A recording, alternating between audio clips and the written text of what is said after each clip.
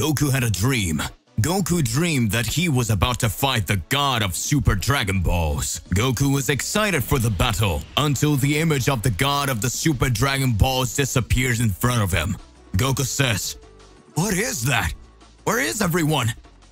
Back to current times. Goku's house.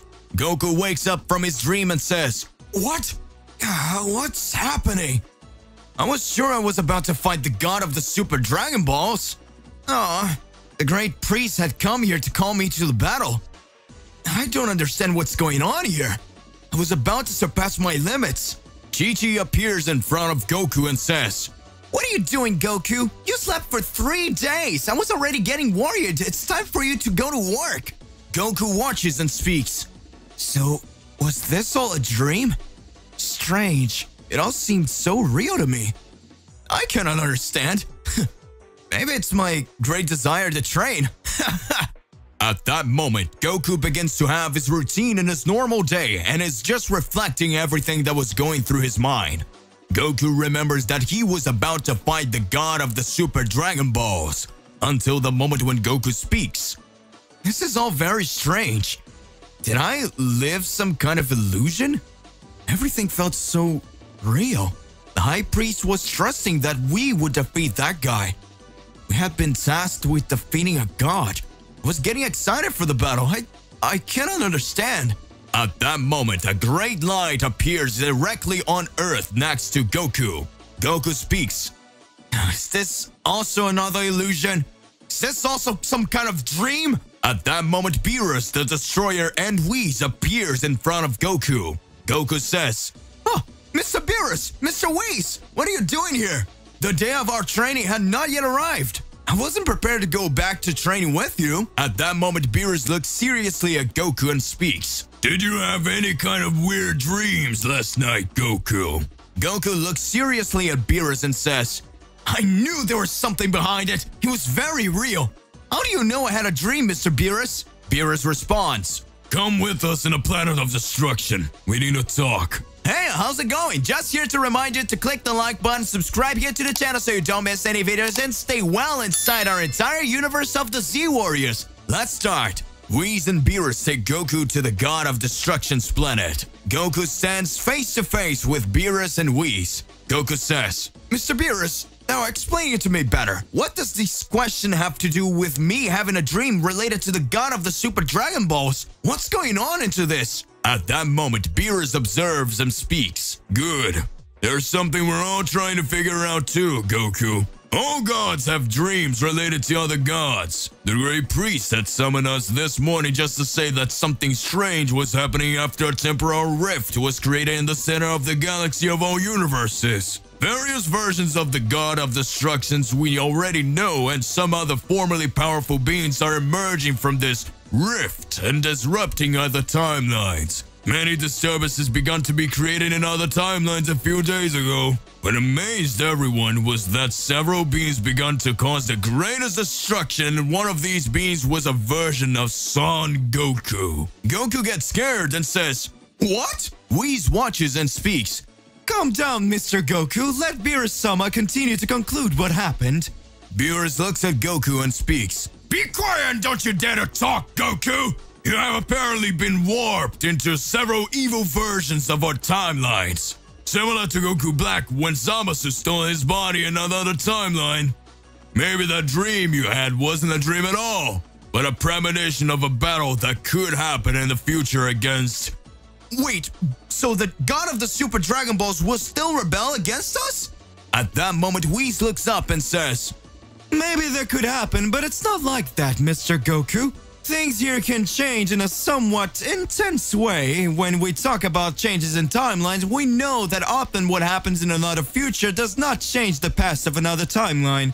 When Trunks killed the androids, or even all of you were killed in other timelines, nothing happened in the timeline in our timeline. However, the problem would be if an extremely strong god wants to manipulate those issues. The multiverse is infinite. A god who knows this wants to manipulate time. He can become the ultimate existence of everything. Since all of them had similar dreams, someone might be wanting to get involved in all of this. The god of the Super Dragon Balls of this universe, to this day, no one knows his whereabouts. But from what I could study in other timelines, the Super Dragon Ball's god has been causing great complications. And unlike this universe, that Zeno-sama himself is taking care of everything. In other timelines, the god of the Super Dragon Balls is one of who takes care of all the senses. But he manipulates his reality the way he wants. Just like all the gods of destruction we know here in this universe respond to Zeno-sama.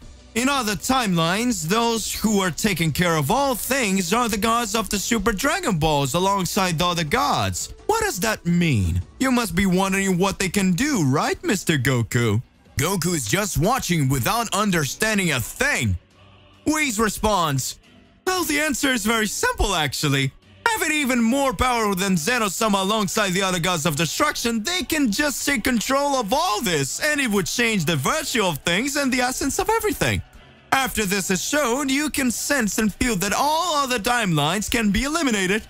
If in a main timeline the desire of the creator of everything ends up coming true, well, we don't know to what level the powers of the gods are in which other gods are involved in this, but that would leave a task for a mortal to accomplish.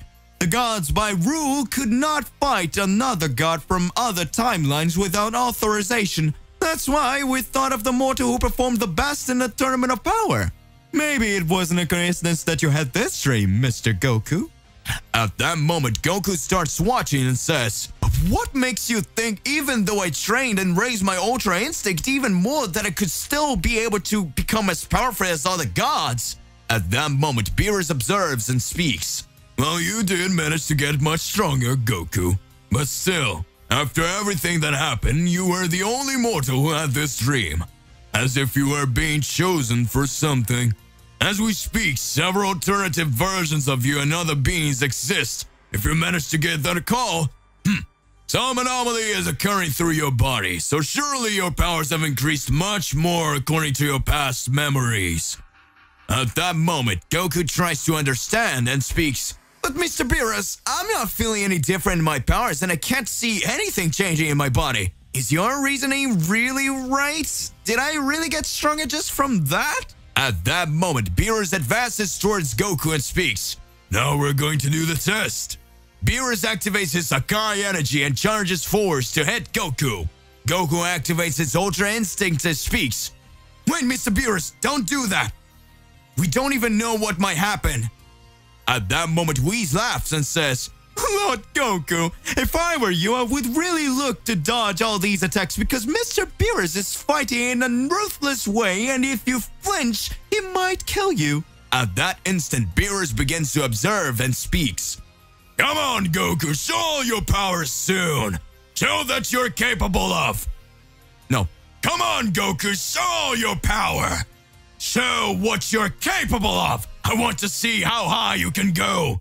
Please know that my power level is far beyond anything you can think of with all your imagination. So come on, show your power, otherwise you will die here. At that moment, Goku tries to fight Beerus and says, I'm not feeling any changes in my body. I can't really do anything. Mr. Beerus is too strong even for my Ultra Instinct. At that moment, Whis launches a great energy on Goku, causing his body to become paralyzed. And at that moment, Beerus advances and pierces Goku's body. Goku watches and speaks. Mr. Beerus, why did you do that? At that instant, when Goku was lying on the ground, Goku begins to see the image of Zeno-sama in front of him. Goku says, Zen-chan? Zeno's voice speaks. Goku, you are capable of everything. You are capable of defeating anyone. After all, you are Goku, the same but powerful. At that moment, Goku begins to recover his energy and the planet Beerus begins to shudder more and more. That moment, Goku begins activating a new transformation. His body begins to turn blue and his hair turns white. At that moment, Whis observes and speaks. Just as we think, Lord Beerus, he activated the God Killer transformation. Beerus smiles and speaks. That power is astronomical, so it really was true. Beerus creates a huge blast of energy and prepares to attack Goku. Beerus says, "Incredible, Goku. Now receive this. This will be my final blow." At that instant, Goku directly attacked Beerus. In the blink of an eye, Beerus is thrown away and falls to the ground all bruised. Beerus says, "Impossible! How did he manage to get here so fast with just one punch?" Beerus had his guard down and fell to the ground. Beerus didn't expect Goku's power to be so high. Goku dashes in front of Beerus. Goku arrives in front of Beerus lying on the ground. Whis says, "What will Mr. Goku do?"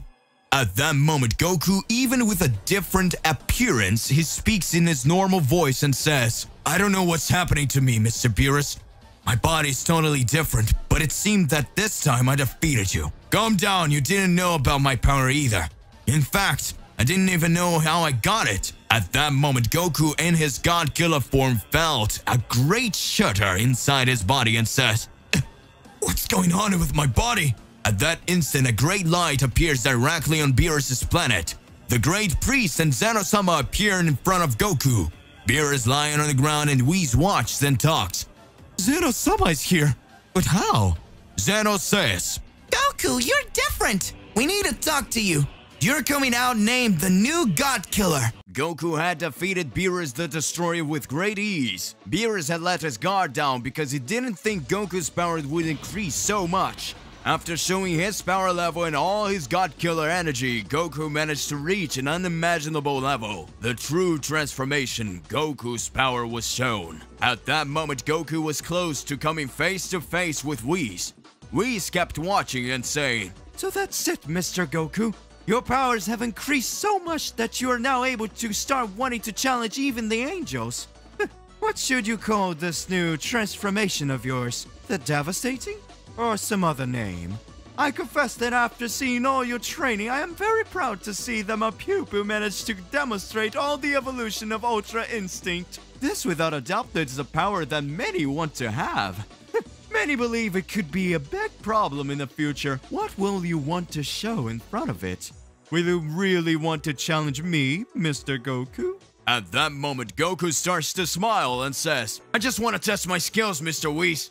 And you'll be the bait this time. I don't know what's happening to me, but these powers already say a lot that I will become that being that will unite with everything." Goku prepares for battle stance and Whis faces off against Goku. At that moment, a great light appears directly on the planet Beerus. Beerus was lying on the ground.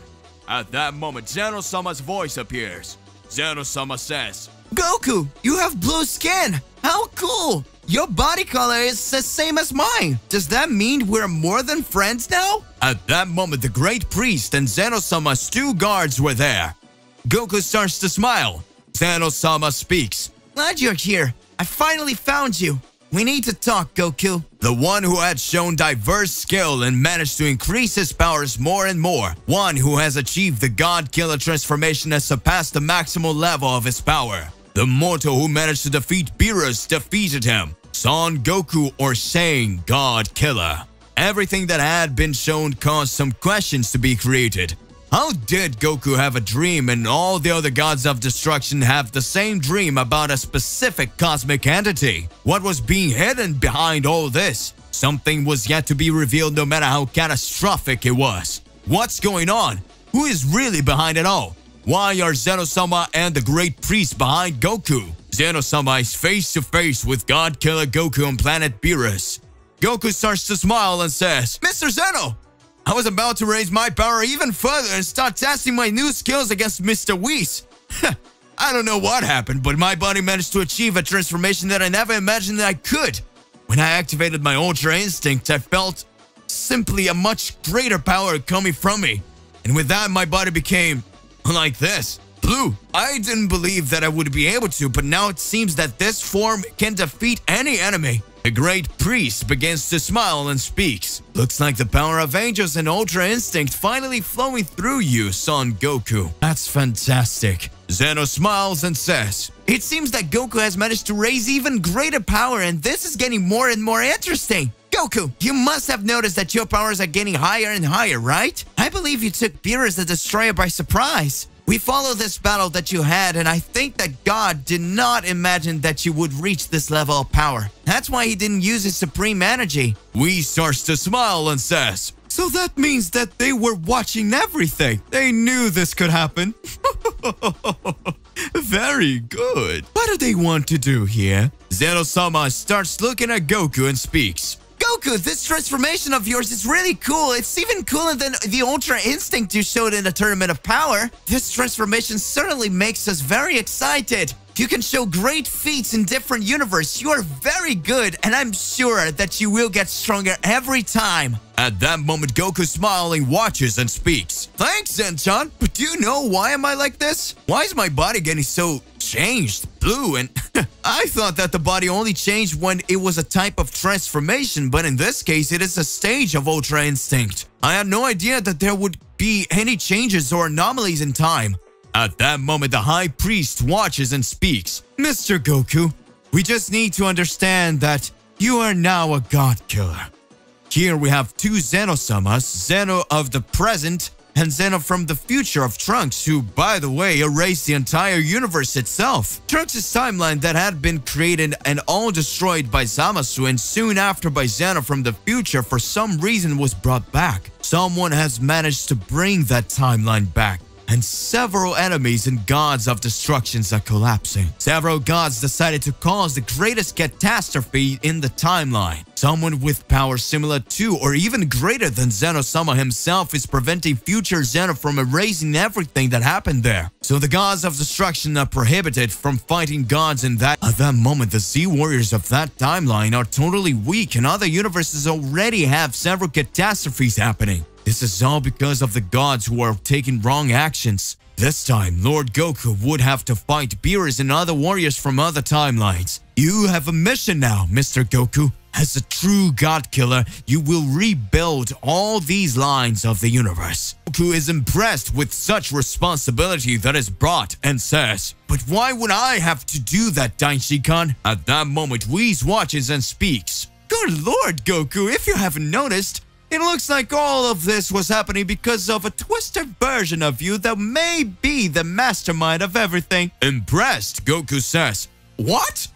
Impossible!" At that moment, Zeno-sama approaches Goku and places his hand on Goku's shoulder. Goku begins to regain consciousness and has a vision of various threats and distortions in timelines. Goku says, "It seems to be back to normal. So does that mean I now possess the powers of a true God Killer?" I'm excited to test my skills. Now I would have to rebuild this whole timeline. Zen-chan, you can count on me. I won't let you down, and you can trust me to save the universes from this timeline. At that moment, Goku observes and speaks. Well, there were several warriors I fought last year. Did they get much stronger?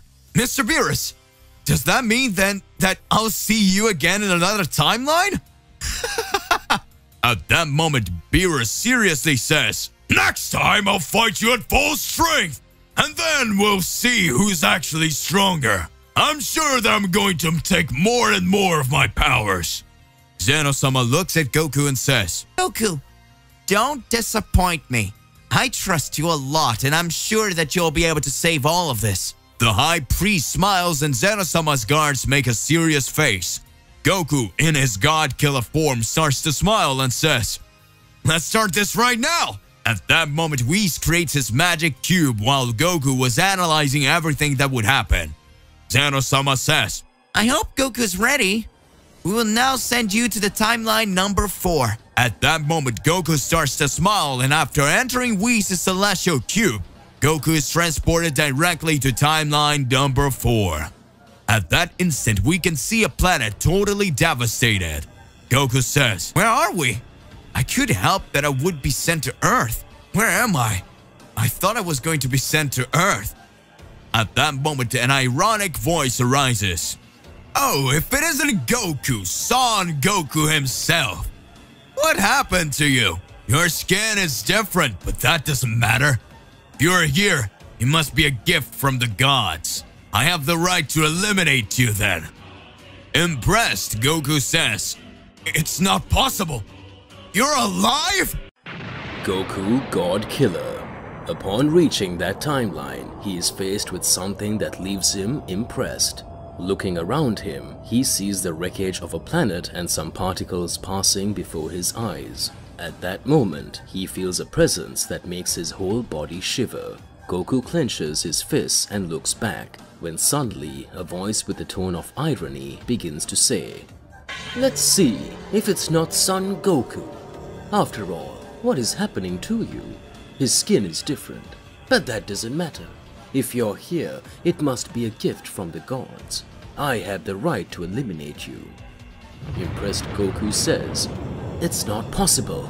Are you still alive?" Goku stares at that being that makes him feel the sweat running down his face. At that moment, Goku is sure and replies, "You are black. You are different than I remembered. Your form is not the same anymore. I see that you also went through some changes."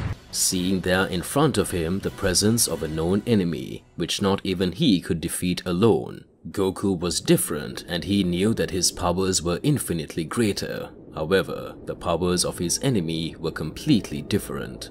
At that moment, Black gets a little closer to Goku and says, "I can really see that your powers have changed and grown a lot. However, as you may have noticed, I am not the same as before either." Goku then replies, "What are you doing here?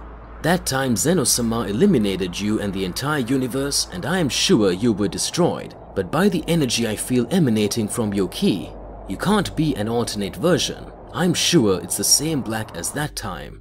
Black lets out a light sigh and slowly raises his hand to his face, covering one of his eyes, and with the other, he stares at Goku, and then replies, "You are right. That damn blue dwarf wiped out everything, the whole universe. I thought it would be deleted too. All I could see was a flash, and then everything went dark.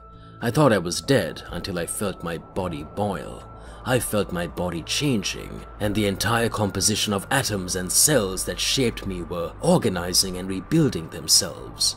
I can't say exactly how, but I managed to get back after being erased by him. I think that the desire that the Dragon Balls fulfilled to make me immortal meant that not even the mighty Zeno-sama was able to erase me. I wandered alone for some time in the darkness of a deleted universe until I could see a small glow, lost in the immensity of space. At that moment I realized that the only thing that is more absolute than the gods themselves, more absolute than any force or power that may exist, is time. At that moment, I found the Ring of Time. Goku, with wide eyes looking at that imposing figure in front of him, cannot understand what he has just heard and is wondering. "But how?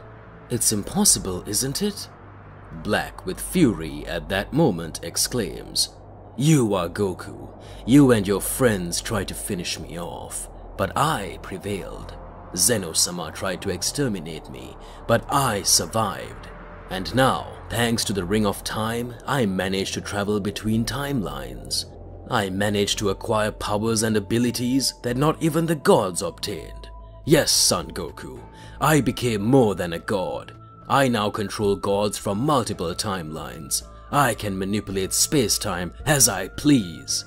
And I, with Goku, can fulfill my goal and carry out my plan to exterminate all mortals of all ages and all universes. I can destroy everything just like I did with the planet Earth of this timeline.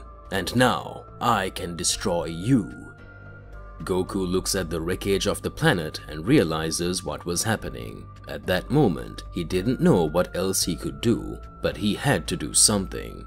His aura begins to expand, his power makes the entire solar system in that timeline shudder, and then Goku smiles. "I cannot believe. I won't forgive you for destroying the planet. I'll end you. This is the chance I've been waiting for to test how far my powers have come. Now I can find out what I'm capable of doing with this form I've achieved." Black responds with sarcasm.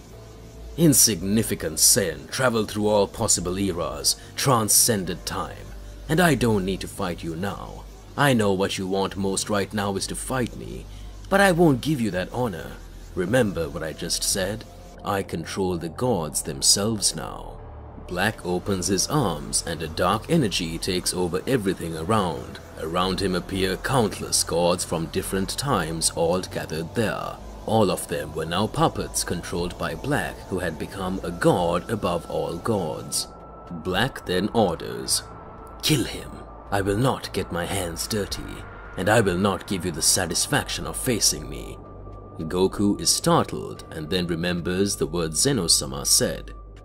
Goku, don't disappoint me. I trust you a lot, and I'm sure you'll be able to save all of this. There, Goku begins to understand what the High Priest meant by calling him a god killer. His ki explodes and his energy starts to overflow. Black smiles and watches as he does. One of his puppets, a god of destruction, appears behind Goku holding him while several others advance towards him. Goku receives a few punches in his stomach and then an elbow to the head, throwing him away, facing another god who hits him with a punch. He was being hit from all directions and didn't even show a reaction.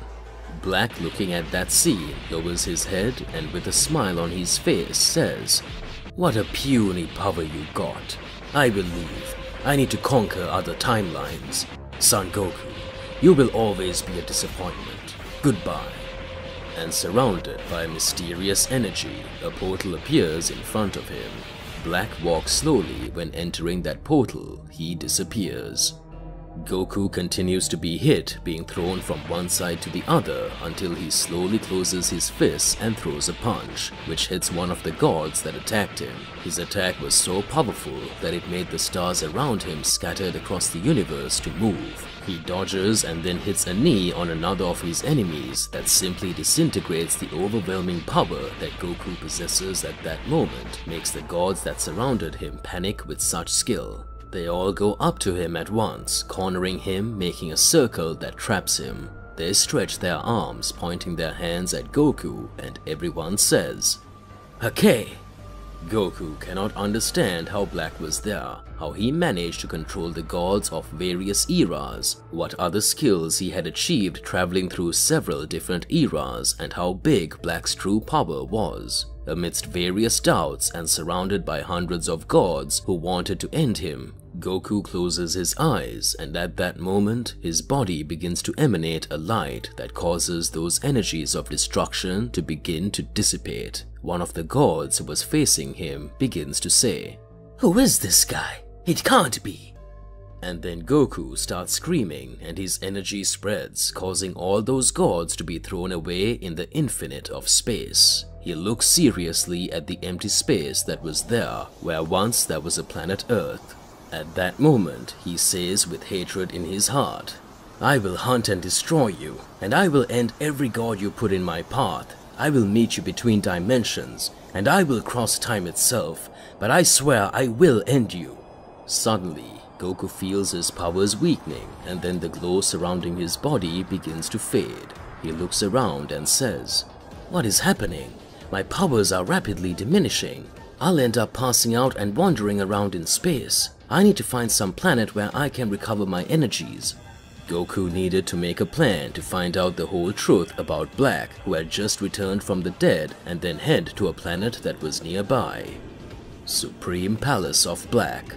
Black sits on his throne, takes a deep breath, and looking at his army composed of angels and gods from countless timelines and realities says, "It's time to create my own reality, to become the one above all that ever was."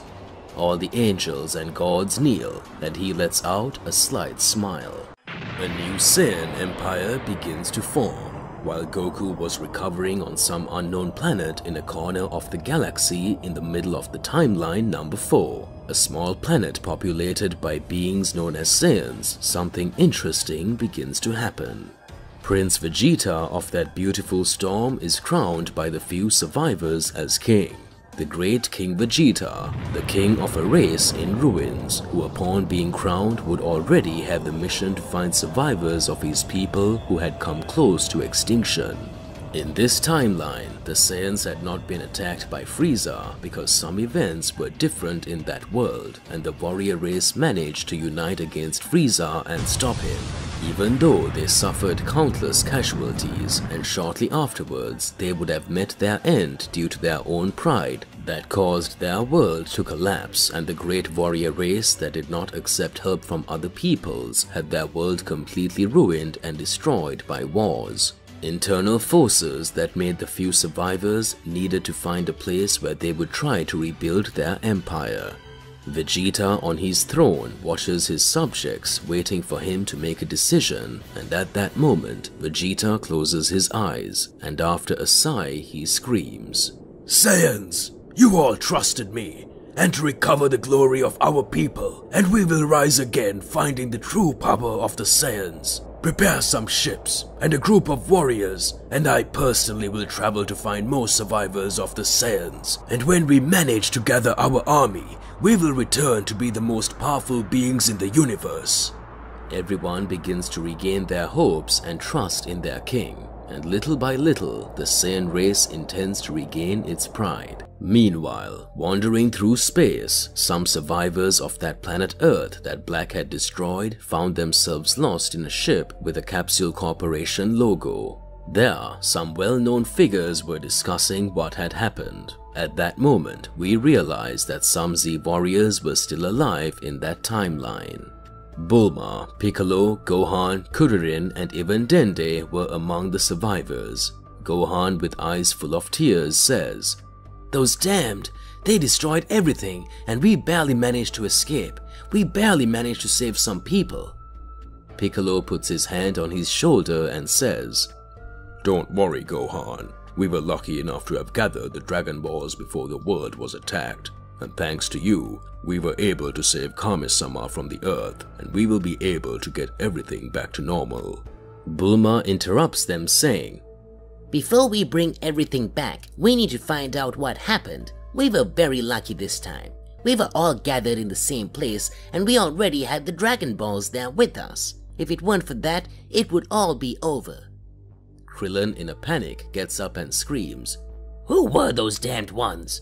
He had a flash, and there appeared several strange figures in the sky, that evil presence, and that voice. I can't stop thinking about it. I'm sure it was Goku's voice, saying that he would exterminate the Earth and all the beings that existed there." Piccolo responds at that moment, "I have no doubt that it was Goku's voice, but I don't know who the beings with him were.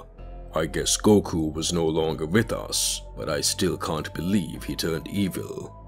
Gohan interrupts them saying, "That wasn't my father. I know it wasn't. And that's why at that moment I said we needed to flee. That presence was something else, but it wasn't my father. I know that." Krillin then starts to blush and says, "But not everyone managed to reach Bulma's ship. Several of our friends exploded along with the Earth. It doesn't matter who the enemy is, but I will kill him with my own hands." Black's Supreme Palace. Black sitting on his throne with all the angels and gods of destruction around him revering him, receives the news that Goku managed to escape after the attack he had received from several gods. Black starts laughing and says, "So he really got really powerful. He doesn't stand a chance against my army, let alone me." At that moment, Black orders several angels and gods to approach and then begins to absorb the power of several angels and gods of destruction. An immense power begins to emerge, leaving the bodies all dry and empty. And then Black says, "I went through countless timelines and obtained various abilities, but the ability to control matter and absorb celestial energy is really very useful for my purpose." Now, Black could consume celestial power, and that made him the most dangerous being of all conceivable timelines. After all, he had an army with hundreds of angels and gods and could absorb their energy at any time. Returning to the planet where Goku was recovering his strength, Goku is now in his base form drinking water from what looked like a river, and in his thoughts, he can't stop thinking about everything that was happening. With anguish in his chest, he says, "I know that this is not my timeline, and that probably the me in this place doesn't even exist, but just imagining what happened to my friends, to my children, I start to get furious. At that moment, Goku feels a very distant power, a key that was familiar to him, and then Goku smiles and says, "Is it really him? His key is way off, but I'm sure it's him." Goku places his fingers on his forehead and closes his eyes and suddenly exclaims, "I found you!" and uses his teleportation. In Bulma's spaceship, everyone is hopelessly trying to find answers to all their questions without being able to understand what just happened. At that moment, Gohan feels a very powerful key and tells everyone, "Get ready!" And there, before their eyes, Goku appears. Goku, happy to find them, says, "I can't believe it's you guys! I knew it was Gohan's key!" Gohan is filled with happiness and runs towards his father as he screams, "Daddy, it's you! This time it is you!" Gohan hugs Goku. Everyone is looking, trying to imagine how is it possible that Goku is there in front of him. And Goku, with an ironic tone, says, "What was it? It's like they've seen a ghost." Krillin yells saying, What? So it's Goku's ghost? Please don't kill me. I don't want to die. and then he kneels on the ground, begging the ghost not to take him into the depths. Goku starts laughing and everyone laughs too. Goku says, "Get up, my friend. I'm not a ghost, but I imagine that myself from this timeline has died. That's why you had this reaction." Goku's happy face disappears quickly and he looks seriously at his friends who stare at him, until Piccolo asks, Goku, why are you looking at us like that? and then Goku looks down with an expression of sadness and replies, "Is that? I'm starving." And he puts his hand on his stomach and sits on the floor desperately screaming. "I arrived here a few days ago and so far I haven't eaten anything. I can't take it anymore." Bulma punches Goku in the head, saying, You idiot! Don't scare us like that. Goku complains in pain. Oh, Bulma, you don't have to hit me like that." Bulma walks to a shelf next to the control panel in the center of the ship, presses a button that makes a small platform come out of the counter with some capsules. She takes 2 of them and throws them in front of her friends while saying, It's time to eat, and in front of you, there is a feast. Everyone is happy and excited, and Goku hurries to eat.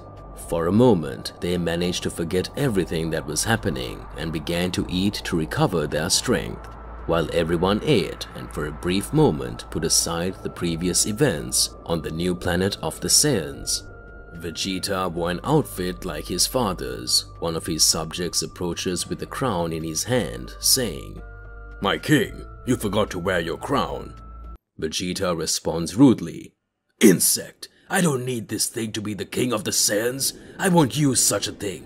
Just get this out of my face. That Saiyan bows and is scared, starts to withdraw, taking the crown with him of the Saiyan king. Vegeta walks towards several other warriors who were lined up and says, Now, we will go back to the place where the planet Vegeta was located. We will start looking for survivors in that region, and we will explore nearby planets to find other Saiyans who may be lost. Everyone screams, Yes, Your Majesty. Vegeta enters a spaceship where some Saiyan warriors accompany him, and they take off and fly.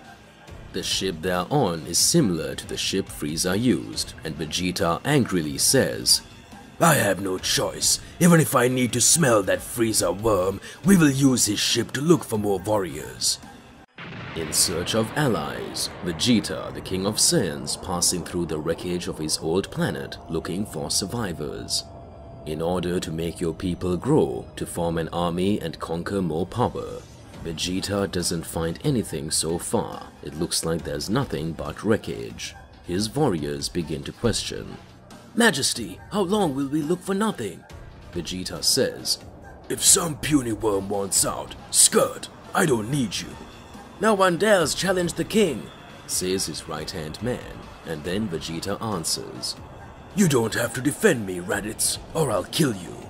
Raditz, a warrior no one trusted. They called him weak and useless, until Vegeta decides to give him a chance. Since then, Raditz has become the king's right-hand man. Far away in the middle of space, the King of Saiyans sees one of the moons of his former planet. Resolved to check out the survivors there, they then land the ship. They don an outfit which allows them to breathe outside and begin the search for some vestige of fighting power. Vegeta's scouter begins to detect an unusual power, but inferior to his. The king speaks at that moment. It's not even worth seeing what it is. But still, he decides to go check it out. Arriving at the place, Vegeta finds a warrior almost dead. Then he takes him to the ship and puts him in a recovery pod. 2 days pass until the warrior recovered completely. Some Saiyans called the king communicating that the Saiyan they had found had already awakened. Vegeta approaches and confronts him asking, "What is your name, insect?" And then he answers, "I'm Nappa, an elite Saiyan warrior, survivor from planet Vegeta, after the Great War that destroyed everything, and my only goal is to kill you all, insignificant worms." The king then, with a look of fury on his face, says, "Why don't you recognize me?" Nappa watches him seriously. Meanwhile, on Bulma's ship, Goku continues eating. After several days without food, he says, "Ah, Bulma, how delicious!" Bulma responds, "It's your impression, Goku." And her face turns red, full of shame. Krillin exclaims, "What? Goku, how dare you say that?" Goku then embarrassed says, "I was talking about the food. It's been so long since I've had such good food." Everyone laughs. Gohan agrees with Goku and says, "It's really delicious." They continue to eat. Sometime later, Goku says, "There, I am satisfied. Now we need to talk." Everyone watches and Goku asks, "How are you still alive? Can someone explain to me? The whole planet was destroyed. How did they survive that?" "Calm down, Goku. I'll explain everything to you," says Dende. Watching with a curious look, Goku asks, "But Dende, are you the Kami-sama of the Earth in this timeline too?" Dende answers, "Yes, when the Kami-sama of the Earth was about to die, Piccolo picked me up on Namek, and so I became the Kami-sama." And then Goku is surprised, thinking out loud, "Really, some different happenings here, and others very similar to my timeline." Everyone is looking at him. Dende continues to say, "Now I will explain how we got here." Goku agrees and everyone watches. And Dende continues, "We were all together celebrating Gohan's wedding. We then saw a light in the sky and a very powerful being, he had a voice similar to Goku, appeared saying that he would destroy everything. At that moment, Mr. Piccolo said that we should flee. We took the Dragon Balls that we had gathered for Gohan as a wedding present, and we brought it to Bulma's ship, and that's how we managed to escape." Krillin interrupts saying, "But still, many of our friends were killed. We couldn't save everyone." Gohan then says, "Let's rebuild the planet by ordering for Shenron and complete Piccolo. We'll do that when we find a safe place." At that moment, Goku looks on and Bulma asks, "Now you tell us, Goku, how did you get here? From what I see, you are not from this reality. In that timeline, you are long dead. And he didn't want to be revived by the Dragon Balls to continue training in the other world." At that moment, Goku explains everything, telling the whole story up to that point, talking about gods, angels, Zeno, and everything that had happened in his timeline. He also tells about Black and that he had found him there in that reality and that they needed to stop him. Gohan in that second says, "Did you manage to get so powerful like that, Daddy? What does it mean to have achieved God Killer form?" Goku then responds, "You will know when you see it."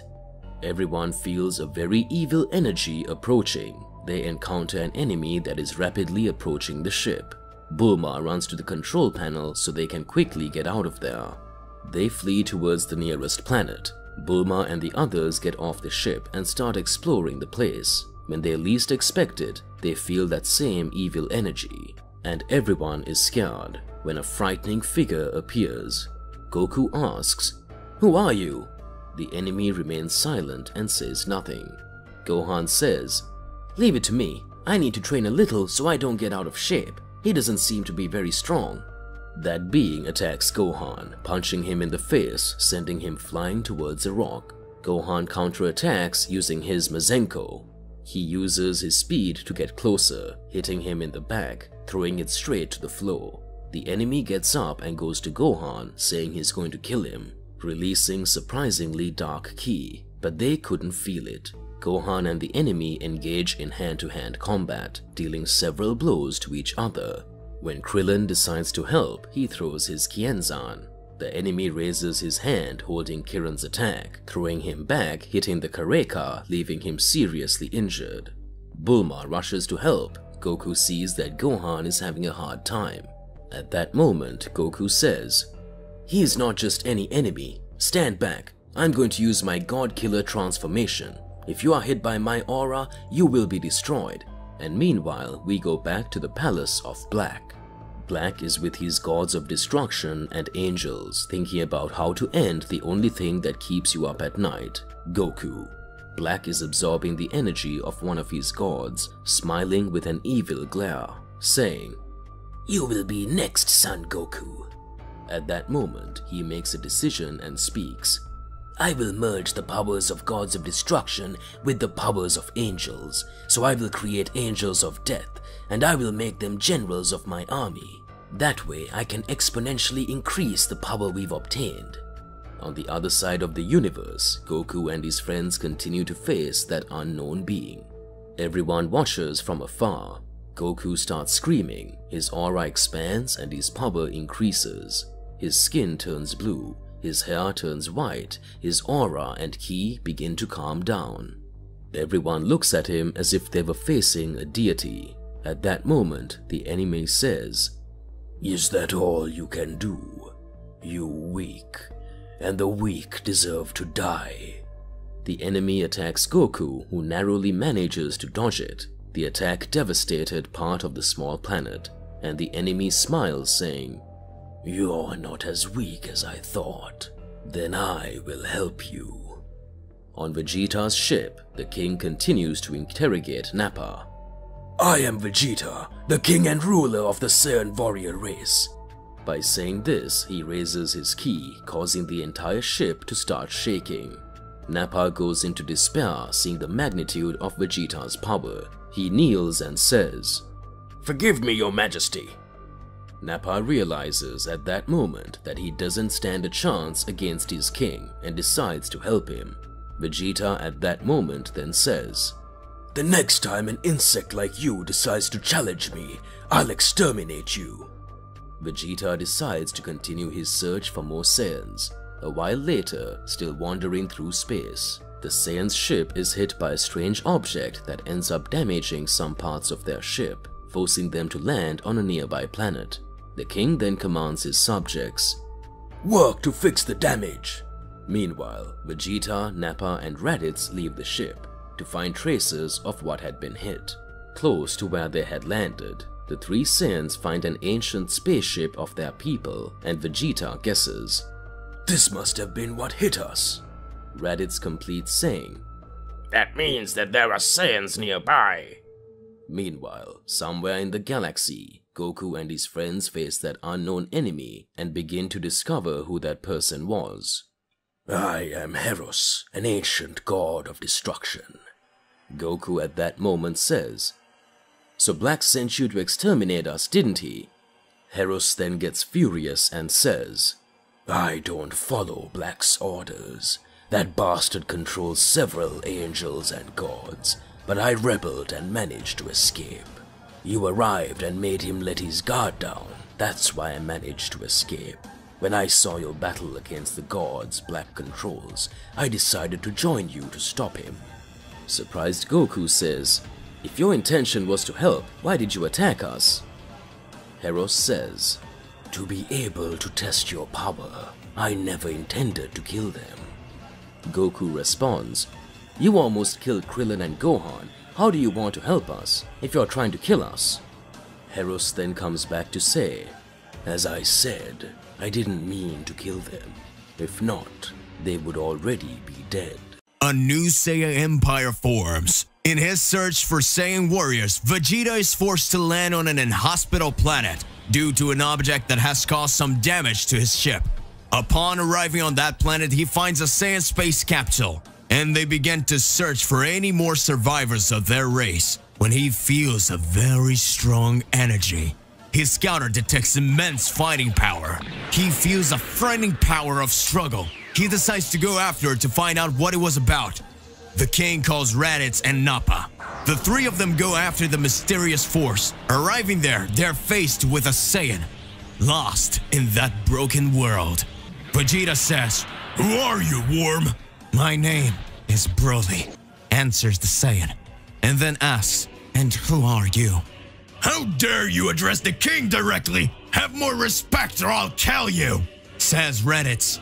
"Come down, Raditz, and only an insignificant insect speaks to the king." Broly asks, "King? What king?" Vegeta responds, "The king of the most powerful race in the universe." Seeing that Broly's powers were amazing, Vegeta says, "From now on, you will be part of my army." Broly ignores him and remains silent. Raditz screams, "How dare you, insolent worm!" Vegeta asks Raditz to stay calm and continues to say, "You couldn't stand to face me. His powers are much greater than yours or any other Saiyan warrior. I will face him." Vegeta attacks Broly with several blows at incredible speed, which seems to have no effect. Broly starts to attack back and Vegeta couldn't defend himself. Vegeta realizes he didn't stand a chance against Broly. That starts hitting him with several attacks. Nappa and Raditz attack Broly in order to protect the king. Broly defends himself from several blows that are thrown at him and retaliates with several more blows. The three warriors are impressed by Broly's violence and brute strength. Vegeta wonders, how could such an insignificant low-class insect possess a power greater than mine? Vegeta concentrates all his ki to attack him. Broly realizes what the king is doing and takes the chance and uses his speed and fires at the king, giving a blow that hits his stomach, causing Vegeta to spit blood. "You goddamn cockroach," says Vegeta. "You worm! I'm going to finish you off!" Vegeta attacks several times and starts screaming, "I am the king! Bow before me!" "Broly, you don't understand anything!" Meanwhile, on another planet in the galaxy, the god of destruction decides to ally with the Z Warriors. Goku, Piccolo, and the others decide to accept that being's help and decide to try to become stronger. But the planet where they are is small, and with the fight they had previously, they already destroyed part of it. So Piccolo suggests to them that they should go to his home planet. Bulma and Day agrees. So Bulma adjusts course and everyone goes to Namek. Planet Namek was relatively similar to planet Earth, the difference being that on Namek the water was clean, the air was clean, and the cities were clean, not polluted like Earth's. The journey to Piccolo's home planet begins. Meanwhile, the planet between Saiyans continues. Vegeta doesn't have enough strength to face that monster called Broly. Anything he tries to use is easily repelled. Vegeta was already out of options when he suddenly fell to the ground. And with eyes full of tears, he says, "Damn you! That's not possible! I am the king, a high-class warrior! My powers are unmatched!" Broly, seeing that scene, approaches and Vegeta continues to say, "I would not allow my race to be annihilated. I swore to all my subjects that I would find survivors and that we could rebuild the Saiyan Empire." At that moment, Broly starts to feel his Saiyan spirit differently.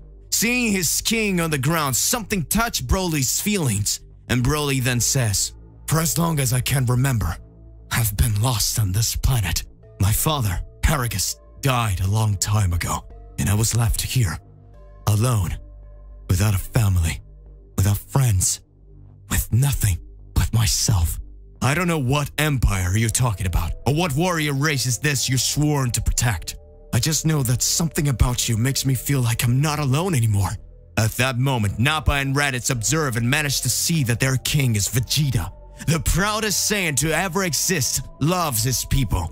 In his own way, he loved everyone, and that he was willing to swallow his own pride to defend them, and that nothing could stop him from doing anything possible to regain the glory of the Saiyans. At that moment, the two soldiers kneel in front of the king and Raditz says, "Majesty, forgive us. we will become strong, stronger than anyone. We will be the most powerful warriors in the universe. And together we will be able to rebuild the Saiyan Empire. This is our oath before the king. Meanwhile, in the kingdom of Black, who had already merged angels and gods, creating his generals. These will be my frontline warriors and then the most powerful beings in the universe. Their gods of death possessed incredible powerful abilities. The mix of angels and gods of destruction was unimaginable. One of the newly created beings approaches and says, "The Lord made us more powerful. Our powers are incredible. Now no one will have a chance to face us." Black, with a sadistic smile, says, "This is just the beginning for them. I intend to become the ruler of the universe of all dimensions, and all of you will be part of my reign, where there will be no more mortals and all inferior races will be annihilated. And it all came down to me, the most perfect being that could exist. This will be majestic. This will be beautiful."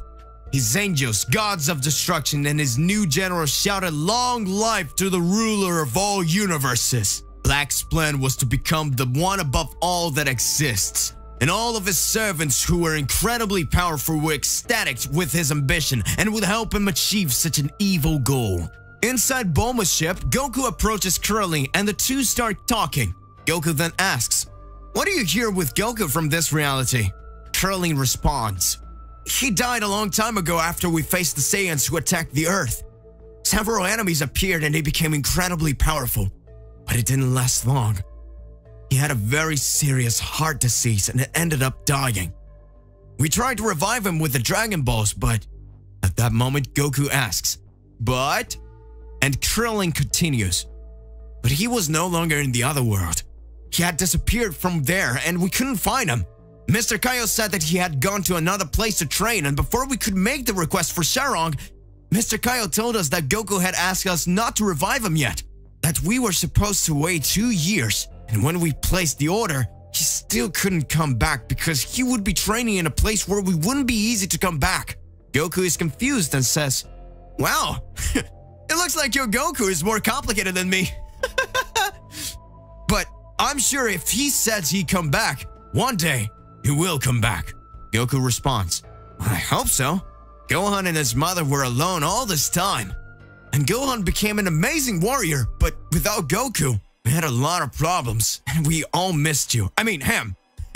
Goku gets emotional and very affectionate. He hugs Krillin and says, "You're an amazing friend, Krillin. Thank you so much for not giving up on me. Or rather the Goku of this reality. He's lucky to be friends with you." Back to the Saiyans. Broly looks at everyone there and says, "I'll join you." He kneels down and at that moment becomes a great warrior again, a really powerful Saiyan. The great King Vegeta had recruited someone splendid and was closer to achieving his goal. But the king didn't know if recruiting Broly was a good idea. After all, Broly's powers were amazing. And with these doubts, they continued their trajectory. King Vegeta was amazed, as he had found a Saiyan warrior with powers greater than his. Even without wanting to invite him to be part of his army, Broly had no choice because he had no family, friends, nobody. So he accepted. Vegeta manages to gather some Saiyan's race warriors, but it was not enough to have the most powerful army in the universe. Then he had a brilliant idea and he said, "A long time ago, before the collapse of planet Vegeta, I heard about a planet called Namek. There is a mysterious power there, where we can make any wish come true. If we go there and find it, with that power we can revive all the Saiyan warriors and thus rebuild our Vegeta Empire. The laugh!" Ha ha ha ha! Then it was decided to gather all the forces they have and go to Namek. Meanwhile in Namek, the Z warriors were impressed to see Piccolo's planet and how different everything was from what they used to. Piccolo then says, "Here we will be able to train more freely and find some warriors to join our cause." Everyone agrees, and at that moment Goku says, "Piccolo, I have an idea. While Gohan currently and the others are training, you and I can go after some inhabitants so we can solve the problem. Piccolo agrees. At that moment, in another corner of the galaxy, Black and his warriors come across a spaceship. Frieza's spaceship that Vegeta was using. Black then says, "Oh my, what have we here?" Seems like in this reality that miserable, disgusting Vegeta became the king. Inside the ship, in the main room in front of the control panel, Vegeta watched through the window as sees Black and his entire army. And so he says, "What is this?" At that moment, Black looks at the bird and gives orders to his subordinates. Kill them all. Black raises his hand and begins to create an energy sphere. Vegeta screams to his Saiyans, "He'll kill us all! Everyone get into the space pods now!" Several Saiyans enter space capsules in order to escape the attacks. Vegeta also enters one of the capsules, and everyone would go to Namek. Some of the Saiyans are caught in the attacks, but most managed to escape. However, the ship they were using was completely destroyed. Some Saiyans sacrificed themselves to save the king, and others managed to accompany them. Black, after eliminating several Saiyans, starts to laugh. "It's no use trying to escape my minions. They are too much for you, Saiyans." Black watches as the Saiyans run away. Then he says, "I will eliminate each and every one of you." In Namek, Goku and Piccolo find a village of inhabitants, where they manage to talk to the Great Patriarch and explain everything that was happening. At this moment, the Great Patriarch gives them good news, saying, "Don't worry. We have some villages nearby where some members of the Namek warrior race live. Very powerful warriors who help to face these cruel enemies. We will gather the Namek Dread Spheres to protect them. And on this planet, you will be able to train freely." Piccolo starts to smile and he thanks the Great Patriarch. At that moment, Goku feels the key of Gohan and his friends and says, "I'll go to Gohan and the others to bring them here. Then I will go after the Namek warriors to call them for help." And the Great Patriarch says, "Don't worry, Goku. I've already talked to all of them using my telepathy. And I've already told them everything. They are preparing themselves to come here. So now you just need to find your friends and bring them here too. They'll be safer here." Goku responds, "Thank you very much, sir." He puts his finger on his forehead and teleports away. Somewhere in the galaxy inside his space pod, an angry Vegeta says, "Damn, that damn thing appeared out of nowhere and destroyed the ships and several Saiyans. Who was that thing? And where did it get so much power?" Vegeta uses Scouter to contact Raditz and he says, "Get in touch with all the capsules and talk to all the surviving warriors. The plan remains the same. Let's go to Namek in search of the spheres. Then we kill that bastard." "Yes, your majesty." After that, Raditz communicates with all the Saiyans and everyone continues at full speed in direction to Namek. Black with his servants was simply roaming the space and looking around. Black then calls one of his generals and says, "I want you to find out right away where they all went." And so they go after. Black remembers something that makes him happy. And he says, thought out loud, "At least I managed to seal Zeno's father and the other gods from this reality. Otherwise I would have problems."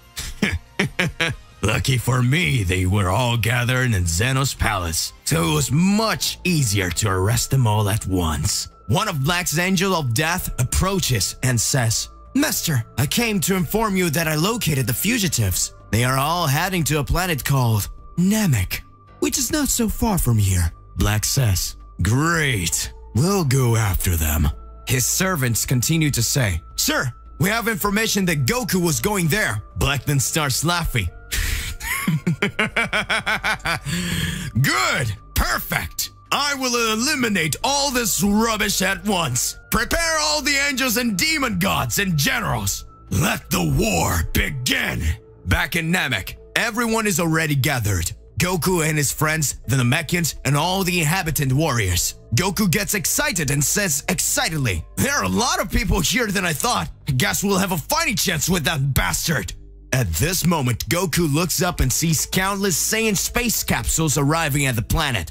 Everyone gets scared and doesn't understand what's going on. Goku feels a familiar key and says, "That's Vegeta's key. With him together in the battle, our chances would certainly be much greater." Curling asks fearfully, "Vegeta, Is that the cursed one that almost destroyed the Earth? I mean, the one that Goku of our reality managed to defeat? And then Goku responds, yes, that's him. So it means that your Goku also leaves Vegeta alive. And Krillin says, yes, Goku let him go after expelling him from Earth. Goku then speaks to everyone. I'll go talk to him, and he will help us. That way, we can win. Using his teleportation, Goku goes to this place where the Saiyans landed and finds a new dozen warriors along with Vegeta. Goku looks at Vegeta and screams from afar, "Hey, Vegeta!" The king, when listening, does not understand what is happening. He observes and says, "Who is that insolent insect?" Goku goes to Vegeta and says, "Good to see you, buddy. I'm really happy to see you're alive here too. But it looks like you're a lot weaker than I remembered." Vegeta, with his furious gaze, looks at Goku and says, "How dare you be alive, and how dare you talk like that to the great King Vegeta?" Impressed, Goku says, "Wait, are you king?" At that moment, Goku is faced with something that leaves him surprised and screams, "Raditz, you're alive!" A furious Raditz approaches, grabbing Goku by the collar and says, "Kakarot, you fool! What do you mean when you ask me if I'm alive? Are you deranged? When Vegeta and I arrived on Earth to look for you, you managed to beat us and we left. Don't you remember?" Goku responds, "Oh, yeah, got it. Okay, so, let me explain to you what's going on." After Goku explained everything that was happening and clarified that he wasn't Goku from that reality, everything started to make sense, because even if some events were similar, several things were different, so everything started to clear up. Vegeta couldn't believe everything he heard, but being a proud warrior of his race, he was happy to learn how powerful he could become. Obtaining the power of a Super Saiyan, surpassing these limits and elevating even more until reaching an almost godlike power. Even after listening to everything Goku had said, the king refuses to reunite with him. Goku then uses the following arguments. "Vegeta, if you are the Saiyan warriors, then don't join us, and you will all be exterminated. And then the great warrior race will be just another weak species, which he extinguished." At that moment, Vegeta looks around, and when he sees the look of all his people, he responds, "Alright, Kakarot, I'll join you, and all the Saiyan warriors will go to battle." At that moment, everyone who could fight had joined Goku Godkiller. Now he had an army composed of Earthlings, Saiyans, and Namekians, and so hopes were restored. The final moment of the battle is approaching. The war between good and evil is closer, and the fate was sealed. On planet Namek, all warriors were finally gathered. The side of good had its army. Vegeta, even though he doesn't agree with Goku's ideas, he joined him, and everyone had new hope. And so they began to prepare themselves for what would come next. All Namekians who were not part of the warriors went to a safe place, which was not so far. All the warriors or people who could fight were willing to contribute. And right now, they were just waiting for the inevitable confrontation. And Gohan and Piccolo talked, trying to escape the problems. They talked about the life they once had, and on what they dreamed of being able to live. A few hours pass, and finally the fateful moment arrives. And Goku looks at the sky. He can see Black standing surrounded by an army of thousands of powerful beings. Everyone gathers to Goku's side as Black and his army land. At this moment, two armies were facing each other, and Black shouts for his warriors to listen. "Get ready! I have no mercy! Exterminate everyone, and the universe will be ours!" Goku, besides his friends, looks at Vegeta and says, "Your Majesty, I have never admitted how much I admire you. I know we have our differences, but we are both Saiyans, and I hope that now you will stand by my side, and that you give your all so that we can protect all the good people that are here." Gohan approaches and yells, "Do not give up! Be strong, and we will not let evil prevail." At that moment, the two armies run towards each other. Namekian Saiyans fly towards enemies, and a devastating battle ensues. The gods and angels controlled by Black are much more powerful. The gods and angels controlled by Black are much more powerful than the Namekians, more powerful than Saiyans, more powerful than human beings. However, several strategies were created so that the battle was not so unequal. Eros, The god of destruction who had turned to the side of good had revealed a secret that would make all the difference. Hours before, Eros tells all the warriors that he was a Namek. Gods of destructions and angels are extremely powerful, but if we want to stand a chance, we'll have to face it.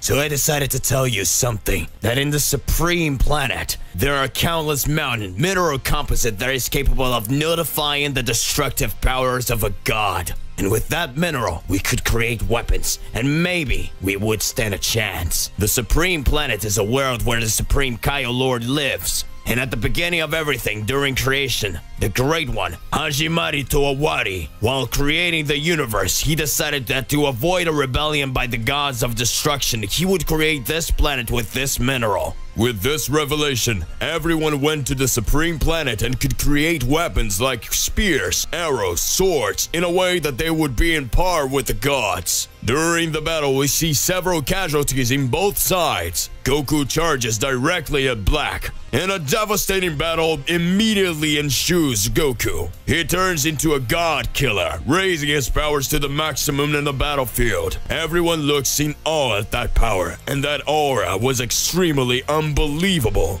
They feel an incredibly strong heat emanating in Goku. Goku and Black are confronted with attacks that destroy mountains.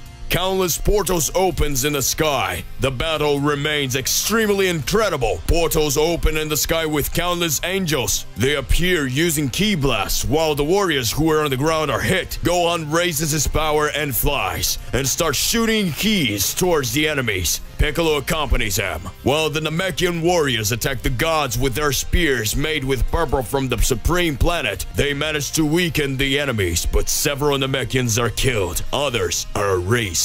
And the battle continues to be devastating explosions happening everywhere. We see the sky darkens and bodies of gods and mortals scattered everywhere. At that moment, we see Piccolo having his chest pierced by a god of destruction. That, in a brutal scene, hits a blast of energy disintegrating, and Piccolo dies. Gohan, who was facing an enemy, looks back and sees Piccolo being defeated and simply screams, "Mr. Piccolo!" At that moment, he is attacked from behind and Goku also dies. Countless gods and mortals end up being killed during this battle. Everything becomes a massacre. Vegeta was given his all in battle, flying through all the fights while pummeling her enemies. An incredible sequence of blows. In exchange of punches and kicks, Nappa uses his brute strength to throw enemies, and Raditz for hand-to-hand combat using his weapons made with purple from the Supreme Planet to eliminate his enemies. Several Saiyans had been defeated. Vegeta was already starting to feel incredibly furious to see more of his people being cruelly annihilated. Vegeta screamed,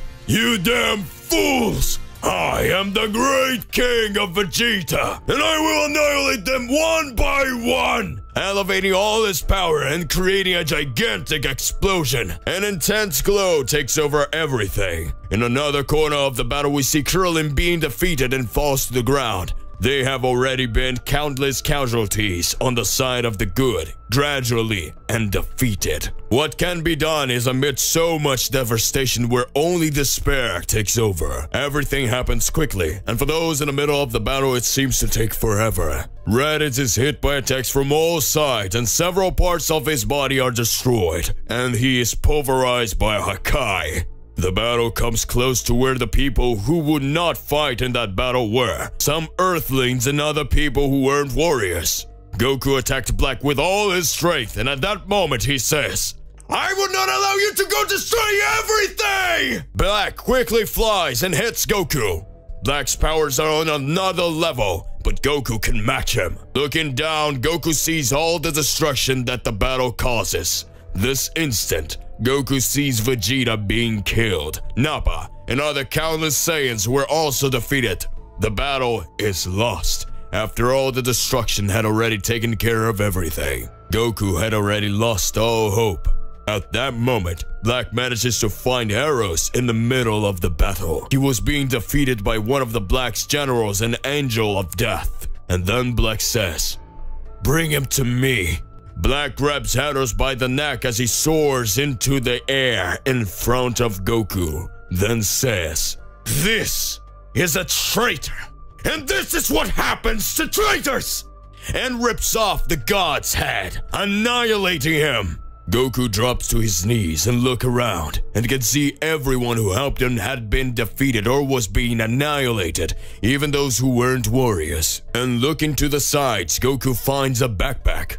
It was Bulma's backpack that had the Earth's Dragon Balls, and Goku takes them. He concentrates and feels the key of the Great Namek Patriarch, who as well weakened, and teleports there. When meeting the Great Patriarch, Goku says, "I found the Dragon Balls of the Earth. All have already been defeated. We can fix everything with this, can't we?" The Great Patriarch answers, "Maybe. It's not possible, but you can try. If perhaps he manages to fuse the powers of the Earth with those of Namek, yeah, he can make this whole end." Goku closes his eyes and says, "We have no other choice." The Great Patriarch then hands him the Namek spheres. Goku, with his teleportation, goes to a place farther from the battlefield. There, he puts all 14 spheres together, and saying the words which the Great Patriarch has instructed him to say, "Great dragons, unite and deliver me from my torments, filth in the midst of this time of need, and help me achieve my desires." All spheres unite, thus creating just one, a large sphere much larger than all the others before it. And suddenly, at that moment, another Goku appears in front of the God Killer. How surprised, he says. "Whoa, what the? But you're me!" And Goku, who just came out of the sphere, says, "I was in the Dragon World. While here, everyone thought I was dead. I was there trying to find a way out." Goku God Killer sees that the other Goku already knew everything that was happening. After all, the look of sadness was stamped on his face. That Goku says, "I got to see everything that happened." And by merging the spheres, a portal between these dimensions were created. And I'm here now. Goku God Killer says, "Together, we can get everything back to normal." And Goku of the sphere says, "No, we're not going to be able to do that.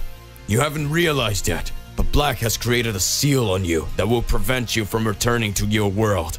And the same seal he used to imprison Zeno-sama and other mighty gods. Zeno's great father in an eternal prison. And now, that reality is also yours, and it's all over for us." Goku just closes his eyes and says, I understand." The two Gokus find themselves in an enormous sadness, when suddenly they hear a voice saying, "Lords Gokus, maybe you can change everything." Goku God Killer looks around and asks, "Who's there?" And the voice answers, "I am Zarama, the dragon god who created the Super Dragon Balls. And seeing all this destruction, I sacrificed myself so that you can get some of my power. That way, you can merge and you can become a deity, the most powerful deity that ever existed. And you can fix everything." God Killer and the other Goku stare seriously at each other. And Zarama says, "You will be trapped in this reality, but you will have unimaginable powers. And you will be able to do something by becoming one. Do you accept it?"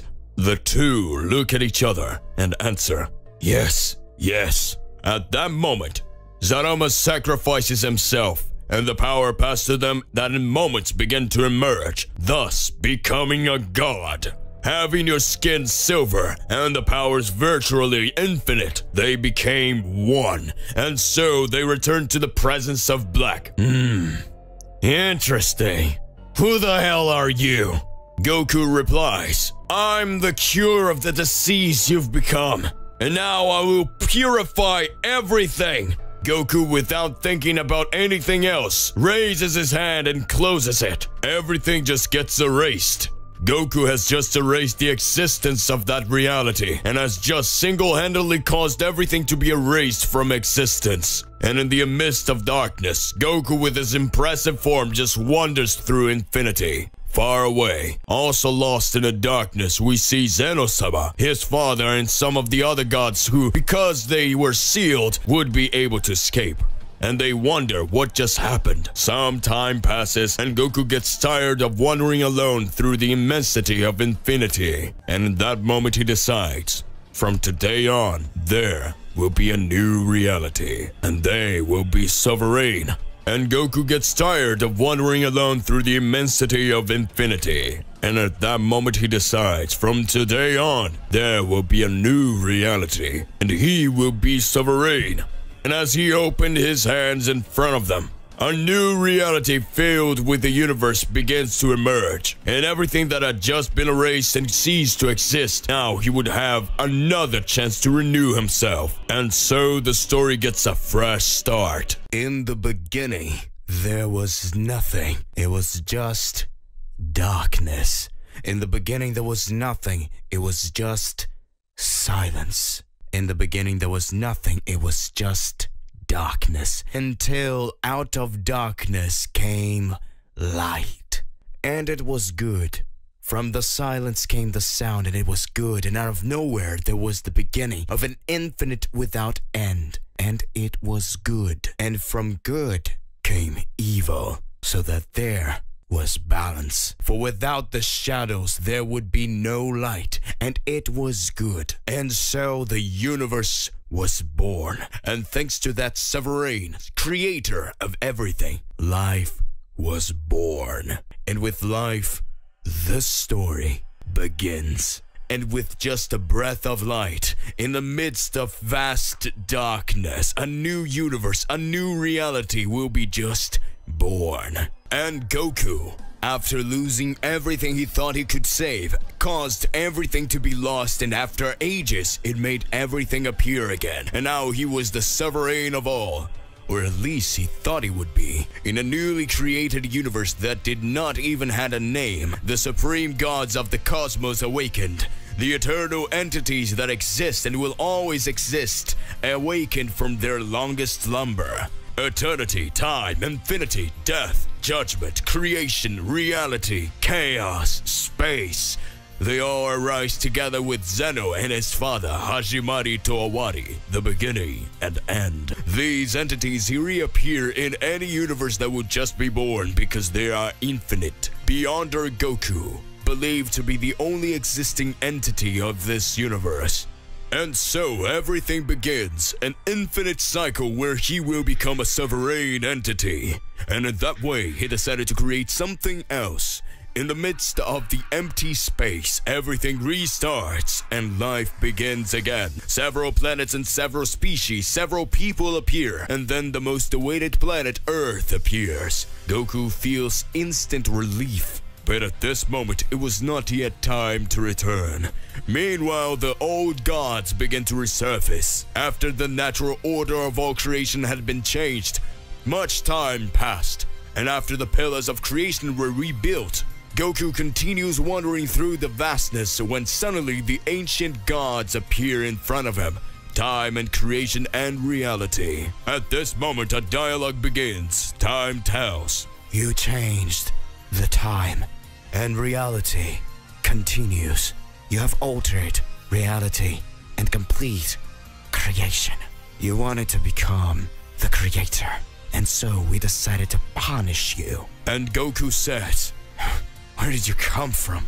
After all, I deleted everything, and you could not exist. And so time tells. In another reality, we were sealed, but we are eternal and will always rise again, for we always exist.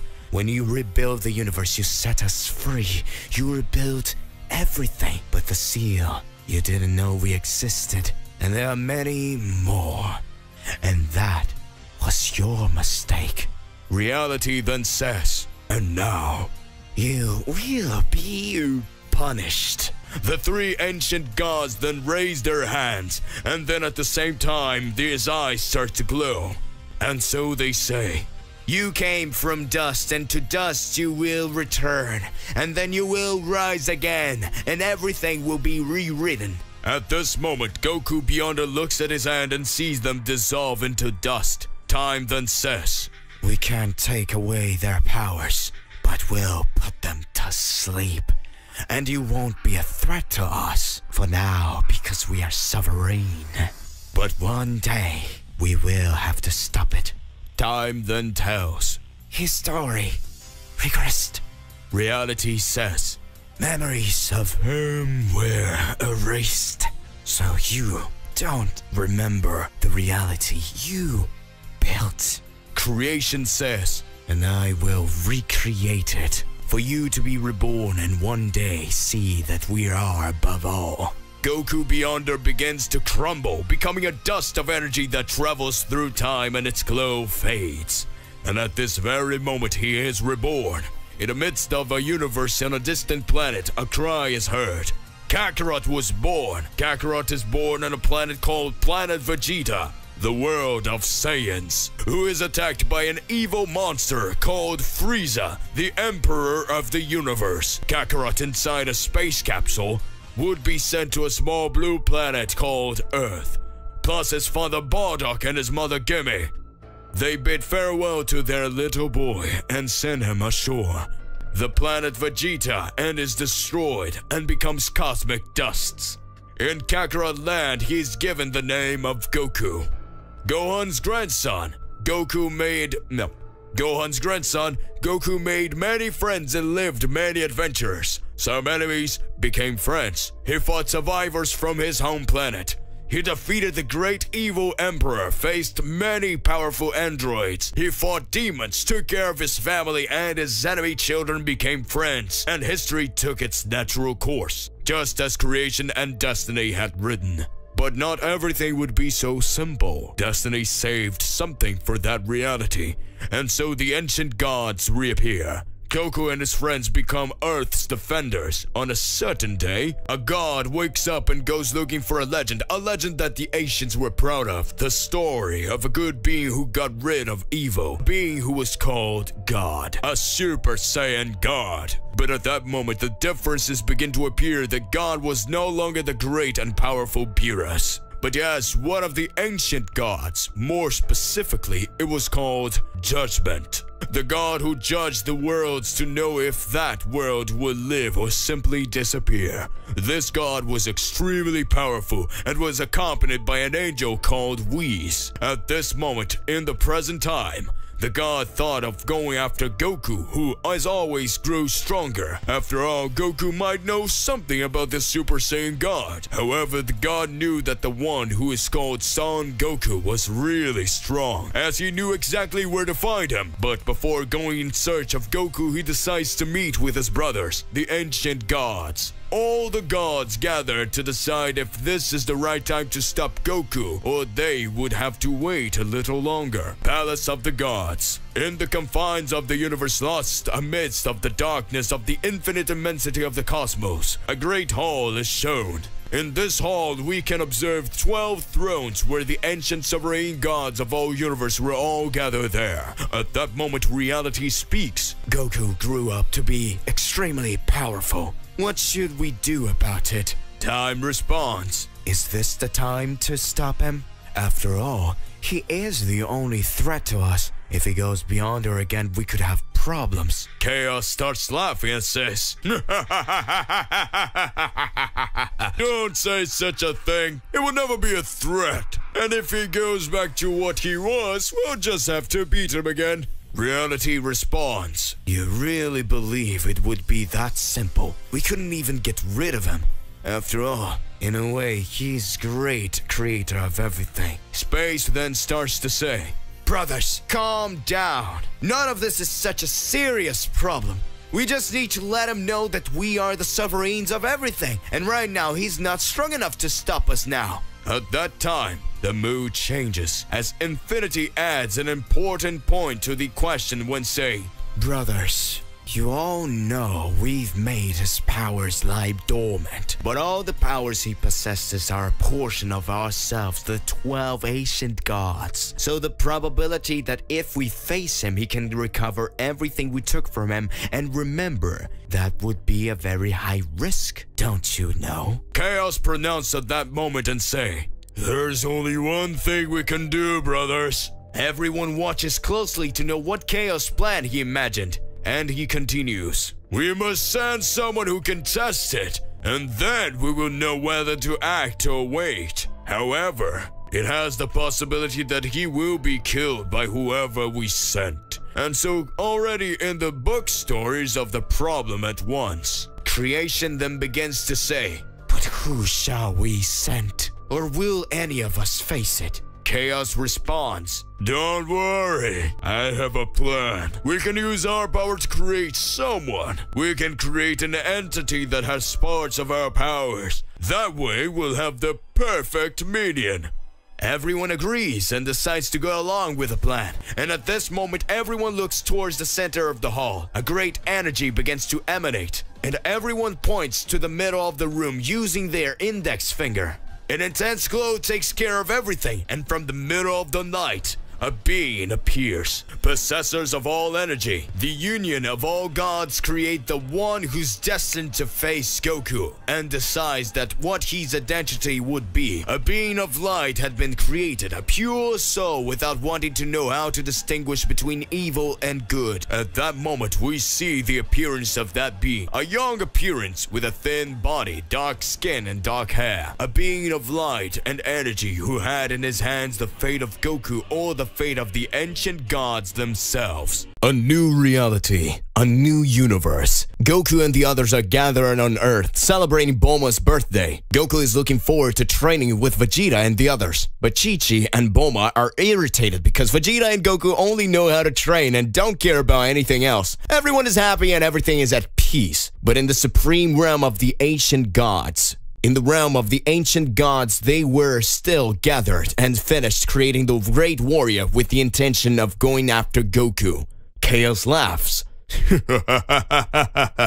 Finally, here is the most powerful warrior. He will show us the king's powers of Goku this time, and everything will be much easier. Reality says, don't be so happy, Chaos. After all, he can be defeated. Chaos responds, it is impossible. Our creation is perfect. Back on planet Earth, everyone is celebrating curling with his daughter, and number 18 was admiring. Bulma would draw as a prize for a bingo she had prepared. The television was on and some programs were playing. Number 18 says, Curling, look at the size of this television. Must be about 300 inches. Curling responds, it's a movie screen.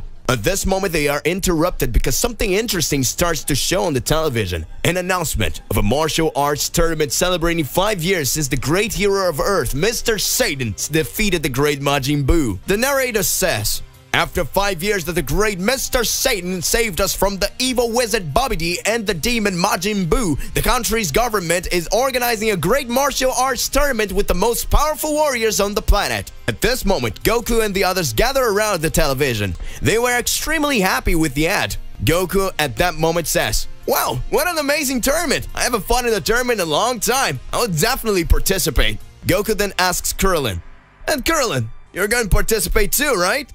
Krillin says, Goku, if number 18 doesn't mind, I will. At this moment, the television narrator says, the winner of the tournament will win an incredible 5 million yen prize. At this moment, ecstatic with the value of the prize, number 18, she holds Krillin's shoulders and says, but of course you're going to go, Krillin. The narrator goes on to say, no age or gender limit for participants. And the finalists will face the great Mr. Satan to try to win the title of world champion. At this moment, Mr. Satan enters the scene, taking the narrator's microphone and says, that's right, ladies and gentlemen, you'll have to face the great world champion. And even if they are defeated by me, they will still receive a prize worth 2 million yen. Everyone is excited, and all the Z Warriors that are there decide to participate. Gohan next to Videl tells her, Videl, so that was the important announcement that her father said he had to make today. She answers, yes, that's why he couldn't come with us. Chi-Chi gets irritated because she knows that now Goku will only care about training until the day of the tournament. In the realm of the ancient gods, the gods continue to argue. Creation says, now we already have a warrior, but how will we do it?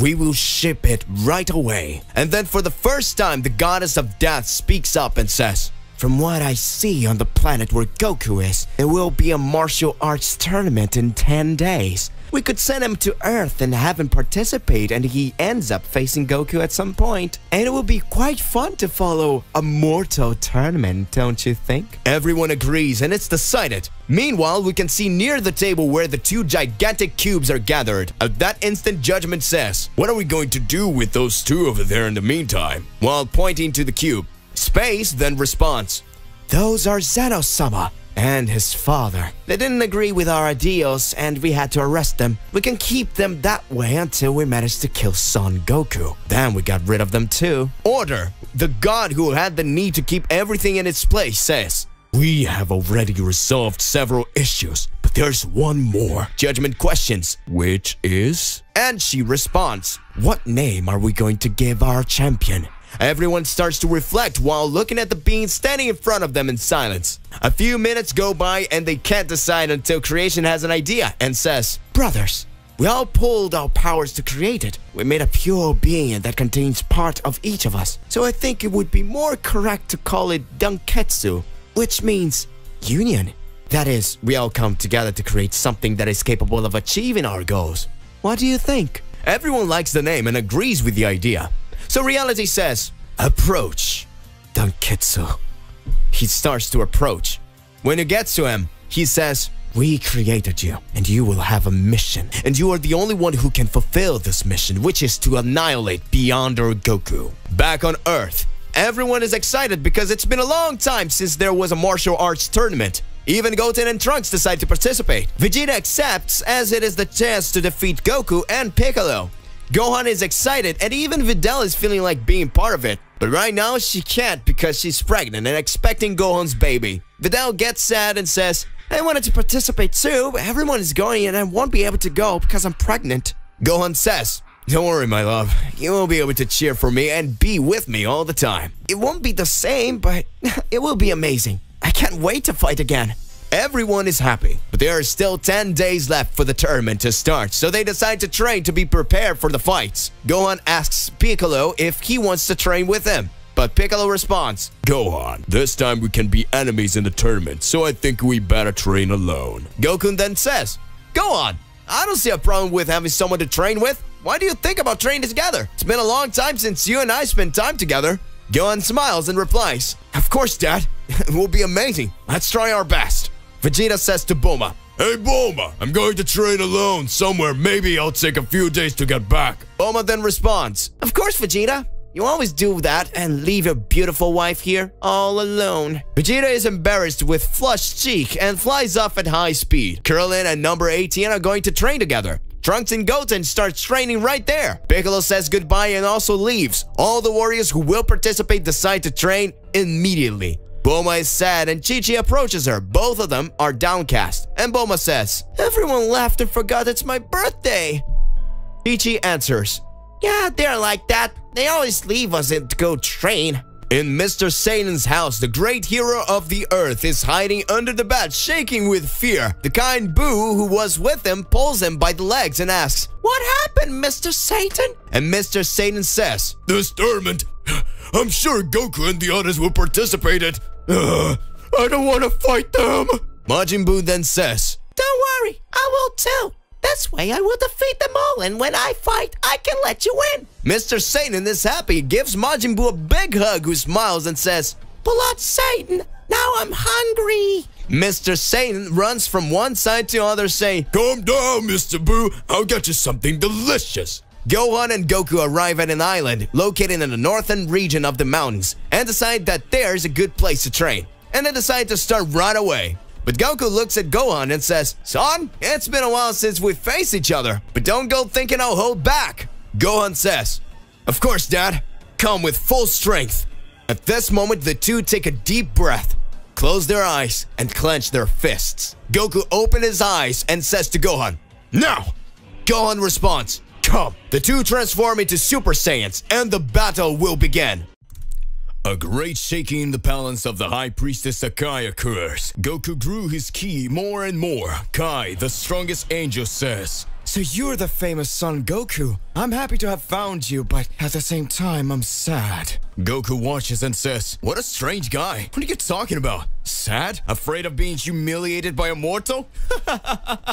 Kai responds, I am happy that I can put an end to you now, and saddened that you're moving mountains to save your third son gone, and you still can't get past me. Goku begins to get furious and the entire palace of the High Priestess begins to shake. The Saiyan's muscle mass begins to increase, causing his muscles to grow in a similar way to Broly and then return to normal. Goku, with a serious face, responds, Strongest angel. "Your powers are nothing compared to Mr. Whis." Goku teleports and hits Kai's belly with a big punch. Kai falls, kneels on the ground and says, "What was this?" Goku walks in front of Kai and says, "My training in the Room of the Gods was done precisely to finish off weaklings like you. Get out of my way if you don't want to have the same end as Basara Tenzaki." Kai, lying on the ground, says, No, that's impossible. How did you hit me? Damn it, it hurts so much. What an incredible power. Goku was confident that Kai would not be able to stand up until the moment Kai says, It cannot be. "Just kidding." Too weak. Kai teleports in front of Goku, activating his ultra angelic instinct and grabbed Goku's head, dragging him to the ground and throwing him away. Kai, with a totally serious face, looks at Goku and says, "Quit kidding yourself too, and let's get started." Big explosion happened on the battlefield, starts to get more and more intense. Big stars appear. Whis and Vados had been having their battle against Zakai. Whis, with great dexterity and mastery, dodged all of Zakai's attacks. Zakai says, "Oh, interesting, Whis. You managed to dodge my attacks." "You don't even look like the same angel who had been defeated by Xiao at the beginning of the war. It looks like you've learned to defend yourself against the energy that seals the power of the angels." At that moment, Zalama just watches the battle and says in his mind, "Two angels against Zakai. The mother of angels really is cheeky, although we shouldn't worry since the mother of the angels has the power equal to the power of the Daishikan. So those lesser angels won't be a problem for you, won't it, Zakai?" At that moment, Zalama and Zakai are impressed. A great light appears over Whis' body. Whis begins to raise his power. Ah! Me being defeated by Xiao. Flashback of the planet Beerus at the start of the Celestial War. Beerus says, "Whis, you can tell that they're very close from here, can't you? I'm sure he'll be able to come after us. If we show our real powers, the enemy will have an advantage over everything. Maybe it would be better for us to let ourselves be defeated by them, and that way we'd gain time and we'd know the enemy's weakness." Whis responds, Mr. Beerus, that's pretty bold, don't you think? A demon of the race of cold will think that he alone can defeat an angel and a cat of destruction. "That would be a shame, Whis. However, we are in a heavy threat. If the mother of the angels and all of the cats of destruction think that we have not strengthened our forces within this last millennium, it would be our greatest advantage on the battlefield." Whis starts to smile and says, Well done, Sir Beerus. After Beerus and Whis come to an agreement, the two are purposely defeated by Xiao. Now all of this has turned out to be a trap by the angel and god of destruction of Universe 7. Whis smiles. Back to current times. Zalama and Zakai are surprised by the power that Whis is showing. Vado says, It seems that my brother decided to fight seriously from the beginning. Now I understand. Being humiliated by a cold demon, even on purpose, causes Whis' reputation and honor as an angel to be hurt. So now, from the beginning, he goes with everything. Zakai, if I were you, I would prepare myself to know the power of the strongest angel. A big explosion happens. Zakai says, "What? It cannot be." Zalama starts to smile. See, Zakai, don't hit me. He's afraid of the power of the wrath of one of his children. Zakai responds, "It's none of that, Zalama. It's just that right now I'm just completely gone from all the Psycho's energy." Vado starts to smile and says, They have already started to act. Now get ready, that the next one will be you, Zakai. Zakai angrily says, "Damn you bastards." north side of the High Priestess's palace. After Gohan defeated Zyko, Gohan continues with a serious expression. Piccolo says, "Why are you like this, Gohan? You finally defeated the enemy and that saying was very strong. Surely you have already mastered your new transformation by 100%. Gohan says, "It's not that, Mr. Piccolo, but I feel he wasn't alone. I still feel an evil presence here." Piccolo says, "What are you talking about, Gohan? He's lying on the ground in front of us." Gohan looks at Piccolo with a serious expression and goes into a big Kamehameha. Startled, Piccolo says, "What the hell are you doing, Gohan?" Gohan deflects his attack from Piccolo and directly hits a pilaster that is behind in the palace of the High Priestess. A big laugh starts to emerge. Were you actually able to defeat Zyko? Something that not even Son Goku had been able to do. Who knew the Supreme Saiyan gone from another timeline would be defeated? You figured it all out. This really is amazing. At that moment, Piccolo says, "Who are you? Show up!" In the blink of an eye, a great line is brought by Zyko's body and Zyko's body disappears. Gohan asks, "What have you done, you bastard?" The unknown voice says, "Since Zyko and Gohan are the same person from another timeline, their bodies need to become one. The two will meet soon, and the true being will be born." I've been all this time looking at everything that was happening within this war, and it seemed incredible. Now it seems that our plan is working, isn't it, Zydus? Gohan and Piccolo are startled to hear Zydus' name. Gohan says, "Zydus, isn't that the angel who was with Gon in the Makai Kingdom, Mr. Piccolo?" That voice is saying that they are plotting something behind even the Mother of Angels. A female laugh erupts. Incredible! You really are incredible! Fantastic, Azazel! The unknown present has always walked beside Zydus finally has his name and appearance revealed. With gigantic armor, strong appearance and horns, Azazel is revealed to be the unknown presence. Gohan says, "Damn it! For that we didn't expect, Mr. Piccolo. The Supreme Saiyan being used by them is the same way that Gon was used by Sakai." Piccolo says, "Gohan, now this battle is not about a Saiyan battle, but a battle between gods. Who is this guy? His power is totally different from any power I've seen before." Gohan seriously responds, "No matter who it is, we came here with this science, Mr. Piccolo, not science, conscience. No matter who it is, we came here with this conscience, Mr. Piccolo. We will defeat them." In the blink of an eye, Zydus appears in front of Gohan and hits him with a kiss of death. Piccolo says, "What? How you got here so fast?" Gohan receives the kiss of death from Zydus. Zydus says, "One down, Azazel. Now we just have to finish off the Namekusei-jin." To be continued. Was Gohan defeated with just one blow? What's going on in the midst of all this? Regardless of what it is more than important that you already expose it here in your comments so that we can enter into that crazy debate. Click the like button, subscribe here to the channel so you don't miss any videos. And that's it for today. I'll see you in the next one. Goodbye.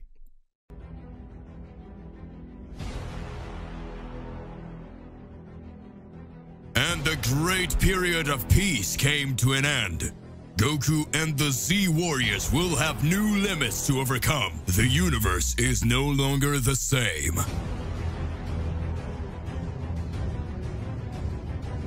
Goku will have to overcome his limits.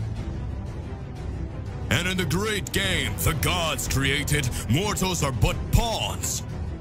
It seems the gods want to play again. The most incredible battle of all time is about to begin. I better get them out of here so they don't destroy everything. Do you really think you can challenge a god?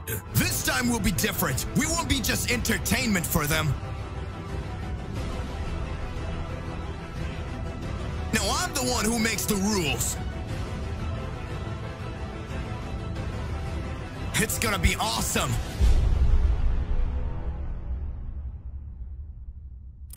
Gohan has received the kiss of death from Zydus. Up until now, Zydus' angel's technique kiss of death is that after Zydus kisses the enemy, they are mind-controlled, the same as Gon and Goku received. Piccolo says, "Damn it, Gohan, what's happening to you?" Azazel, standing still, says, "Very well, Zydus. It seems to be getting stronger. Piccolo watches and says, "But who is this guy? He doesn't look like a god of destruction and his power is totally different. For sure he's not even preparing to fight. An angel obeying another entity." At that moment, Gohan was with his eyes open but totally unconscious. Piccolo screams, "Come on, Gohan! React!" Zyro smiling says, "That's impossible, Namekian warrior. This boy is no longer here over us. This time we don't have time to deal with you. I will erase his entire existence from the inside out." "What are you talking about?" The Kiss of Death technique has several variables. In the same way that I can control the enemy's mentality, I can also poison or destroy all the warrior's bones. Zyro screams, "Association with the Kiss of Death! Internal destruction! Now my poison will be repelled in that Saiyan's body and his body will be totally destroyed!" Piccolo says, "This cannot happen." At the same time that Piccolo is worried, the Namekian being starts to laugh. Azazel watches and says, "What is this guy laughing at?" Gohan has received the Kiss of Death from Zydus. Zyro says, He's desperate with the death of his student and that's why he's like this. At that moment, a great aura begins to appear over Gohan's body, and the image of all his cells appears in front of Zydus. What is that? Impossible. What are you talking about, Zydus? It's like his cells are healing on their own, much faster than the Kiss of Death poison. Well done, Gohan. Just in time. Gohan regains consciousness and says, That was a close one, Mr. Piccolo. Zydus and Azazel don't understand what happened. But what was this? Gohan starts to remember his battle against Lavender in the presentation with the Zeno-sama. Lavender was exchanging punches with Gohan. As strong as Gohan was, his body suffered from receiving the poison. Since the fight, Gohan and Goku began to train to protect themselves with their Saiyan energies. Since then, poisons don't work on Gohan's body. Impressed, Zyro says, "But how did you manage to escape the Kiss of Death?" Gohan starts smiling and says, "It's because I'm a Saiyan hybrid, so I have both Saiyan and human mentalities, so your technique will never have an effect on me." Zyro starts to smile and says, "I see. So my Kiss of Death technique is useless against these Saiyans. First it was Goku, then Gon, and now you." At that moment, Zyro's rages and the whole palace starts to shake. Gohan and Piccolo get serious. Zyro says, "If spell techniques don't work, now we will summon in brute force." Zyros prepares in battle stance. Gohan and Piccolo speak together. It's about time! Planet Earth. Several dragons begin to appear on the Earth of all universes. The warriors of the other universes that were on Earth had received the order of Broly to return to their universes due to the invasion having increased. Kaba and Kale alongside the others head back to their universes. Kaba says, "Caulifla-san, it's going to be okay." Kale looks at Broly and says, "Broly, don't die." Broly smiles. At that moment, several dragons appeared in front of Broly, Black Frieza, and Cell Max. Black Frieza says, "This is getting more interesting than ever. So it means that Son Goku and the others couldn't stop the dragons from releasing the portal and they're going to destroy the Earth. It would be so beautiful to see Goku and Vegeta's planet destroyed by these beings." At that moment, a ray of light is released on Frieza. Frieza says, "Who dares to attack the Emperor of the Universe? Show up, Blackie, and I'll eliminate you myself." A great laugh arises, and the place of the land that Black Frieza is on begins to darken and disperses from Broly and Cell Max. Emperor of the Universe. So that's the name you call yourself. How you grew, Frieza. But we should have that name together. Black Frieza changes his composure and says, It's not possible. That voice, Cooler, it's you." Frieza's brother, Cooler, appears from the smoke that has cleared. He says, "Exactly, my brother. Thanks to the Mother of Angels, I am back. The portal of the Kingdom of Dragons was released and the Supreme Dragon granted me his powers. Now I have the necessary power to dominate all these planets in this universe.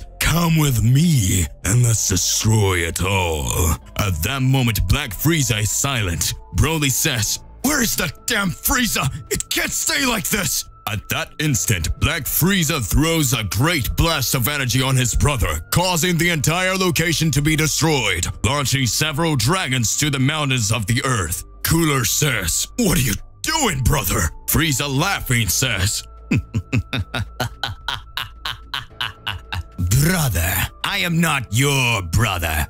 I don't have a family. Since I was a little kid, I had to learn to get by on my own, and I became the Emperor of the Universe all on my own, with my own army. I never needed you for anything. I have no intentions of sharing a job with you, the same title. The price and demand for power is great, and my only right was to disown anyone who claimed to be close to me and was not. For now, my goals are different. And your end will now be..."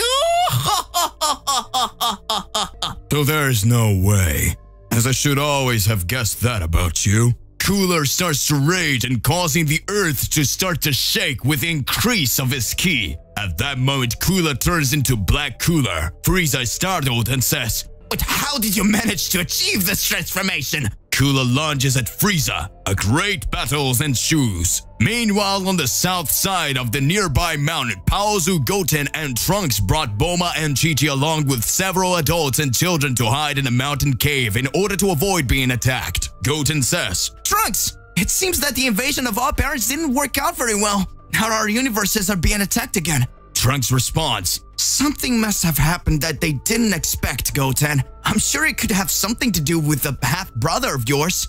But we don't have time to waste. Let's get out of here and help in the battle. The Earth is being invaded." At that moment, Chi-Chi screams arises. "Help, Goten!"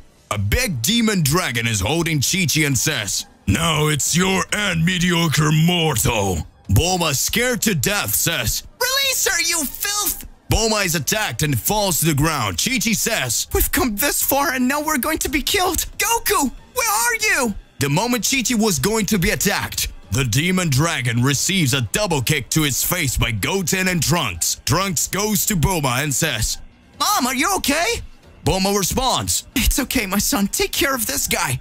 Goten says, "Whenever danger lurks, I will fight for justice." Trunks says, "You look like your brother when you dress up as Great Saiyaman, Goten."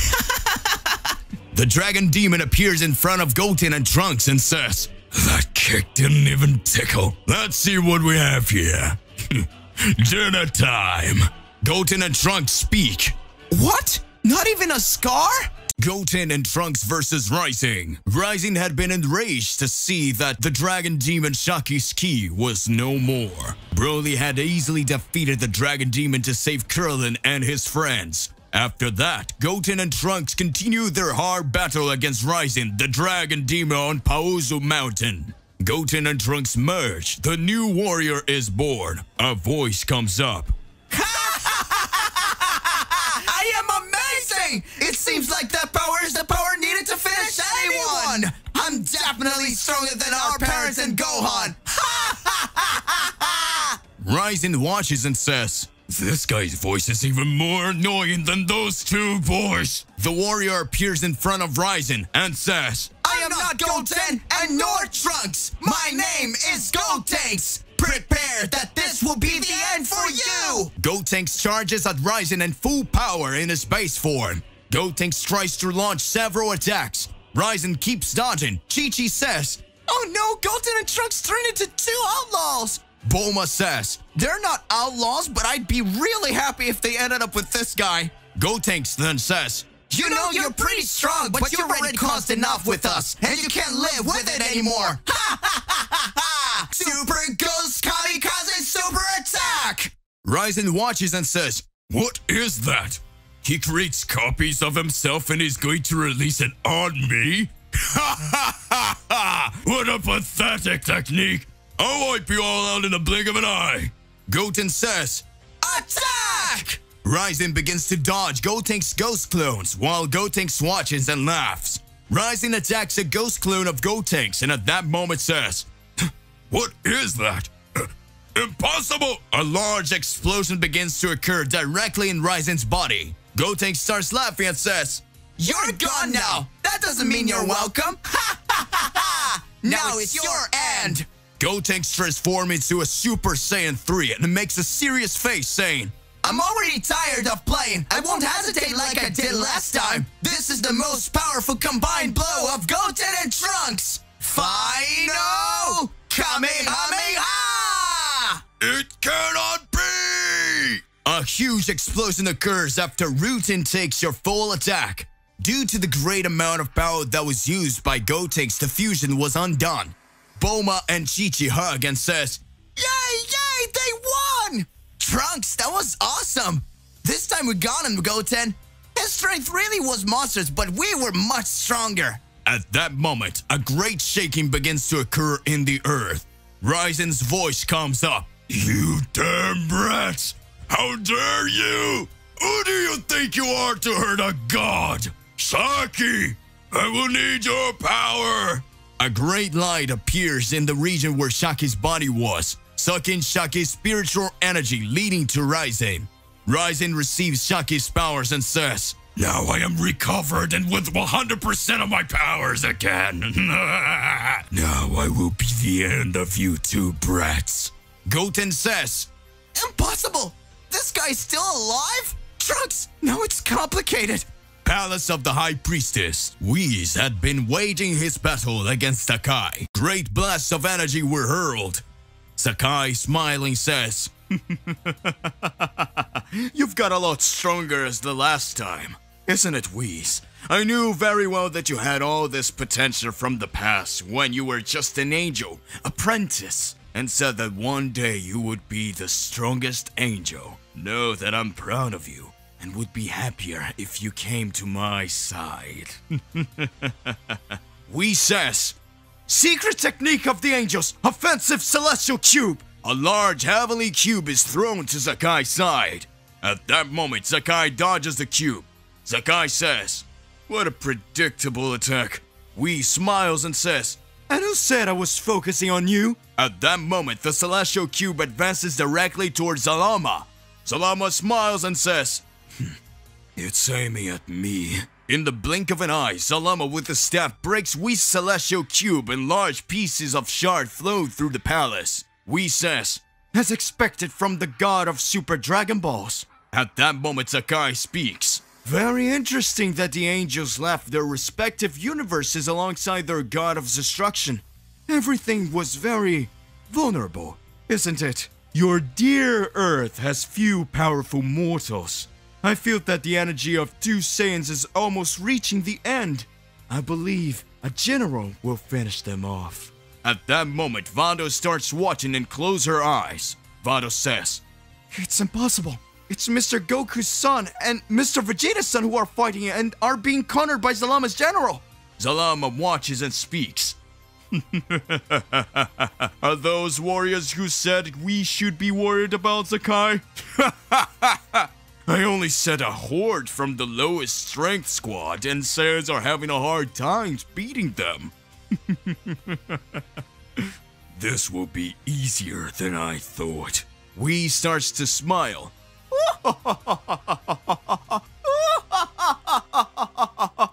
So that's it. Sakai watches with a serious face.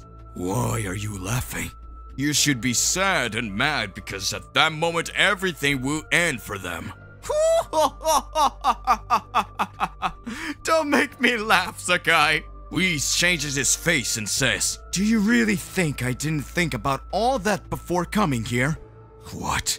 I sent Son Gohan to the Makai world for just that. Gohan managed to deliver the Majin essence to me so that an extremely powerful being emerged. You must know the demon that for millennia destroyed countless planets and was feared even by the gods. Don't you? Majin Buu. After Majin Buu was killed and Son Goku asked him to reincarnate into a good person, his essence of destruction, where his greatest powers were, was sent to the Makai realm. Son Gohan was tasked with stealing the chalice of this essence in the Makai realm.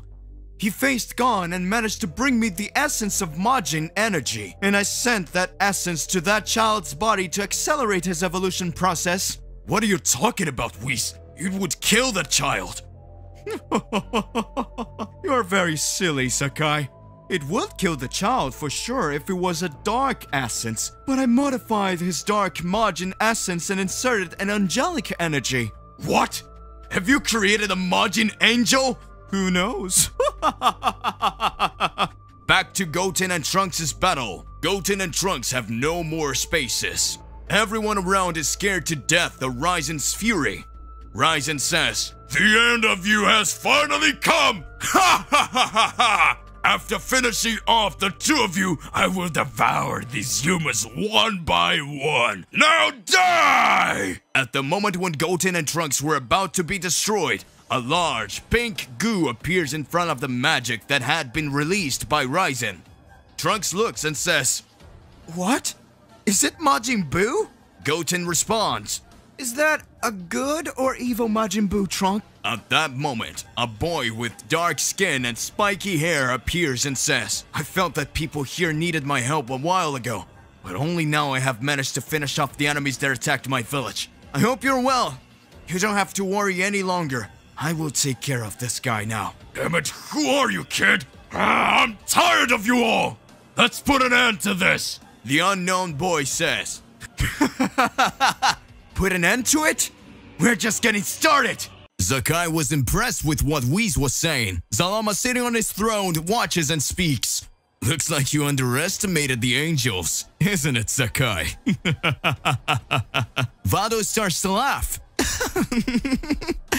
Whis, you are amazing. I mean, then you released an angelic energy combined with a Majin energy on this boy so that he has his vision in Universe 7 and could protect in all threats. But if we think about it, beings of the Majin race are already extremely strong in themselves. A human Majin still with the essence of an angel. This hybrid combination perhaps had the potential for powers even greater than Gon's. Whis interrupts and says, I was thinking all this time I knew that Gon could rebel and go against the laws of the angel and Zeno-sama at any moment. In this way, the one who was considered the prodigy and the next salvation in the Universal War could become the biggest threat. And look, looks like I got it right again. A great shudder in the palace of the High Priestess Sakai arises. Whis and Vados make a serious face, Sakai further increasing his ki. Goku fighting Kai says, "What monstrous energy is this?" Kai says, "Looks like someone's been pissing off the Mother of Angels." Goku charges forwards and tries to land a Kamehameha instant transmission on Kai. Kai predicts this move and attacks Goku. Goku smiles and says, "It seems that fighting an angel is no joke. His perception is much greater than even Whis, and he only uses power blows. I don't see any kind of ki energy. What's he hiding?" "I am the strongest angel. I refuse to use magic in battle. All that settles is at the base of my fists. Now that is true strength." Again, a great shudder occurs. Kai speaks. "Are you hearing and feeling this? It is the shudder of rage from Sakai, the Mother of Angels. In this way, everything is moving along in the footsteps of the Great Priestess." Goku starts to smile. "What are you laughing so hard about?" "It's just that I'm impressed by a guy as strong as you, who calls himself the strongest angel, yet obeys a crazy priestess who wants to end all the universe on a whim." At that moment, Kai's features change completely. Kai, who had been having his battle laughing, starts to get coldly serious and says, "Don't you dare talk about Sakai. Who do you think you are to say anything about the High Priestess? Sakai is the Mother of Angels and her will be done. You are mortal fools who obey Daishikan and Zeno-sama without even knowing their true ideas. While you're here killing each other in a war, your leaders are sitting in chairs just laughing at everything that is happening." Kai teleports in front of Goku and grabs his head and drags Goku through the pillars of Sakai's palace. Goku, receiving the blow, says, "But at what point did he manage to do this? That will be the end of you, Son Goku." Meanwhile, Beerus was walking through the High Priestess Palace and had already noticed that great changes had taken place and felt something extremely shudder. Beerus says, "It seems that the angelic power is from Whis and Vados. However, at the same time, passive angelic energy is being shown. It is definitely the mother of angels. I need to find them." Beerus, you never change. For all this time, you haven't noticed my presence. Beerus takes a deep breath and speaks. I noticed your presence from the moment I arrived at this palace. Looks like you decided to leave the planet of destruction cats and come to me, isn't it, father? Beerus' father finally appears. Back to center stage. Zakai says, "Please, you little brat. Now you'll learn never to piss off the mother of angels again." Zakai's energy increased by 1,000 times. Whis watches and speaks. Looks like now I've really managed to piss off the mother of angels. Planet Earth. Goten and Trunks are saved by a mysterious warrior. Trunks speaks. Who is this kid? He has a totally different energy than everyone else. Otherwise, he will be killed by Ryzen if we don't help. The smiling boy looks at Trunks and Goten and says, "Hello. I could see that you fought bravely against this guy for all this time. You are amazing." Trunks looks and thinks, He's talking in a way that he's much stronger than us, and that he will be able to take out Ryzen easily. Who is he after all? Goten gets all excited and talks. Trunks!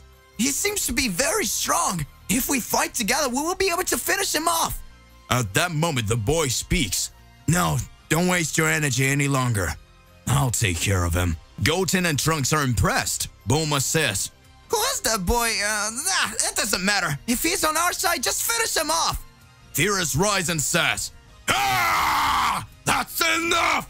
Dragon's Roar combined with Ragnarok energy!" Trunks speaks.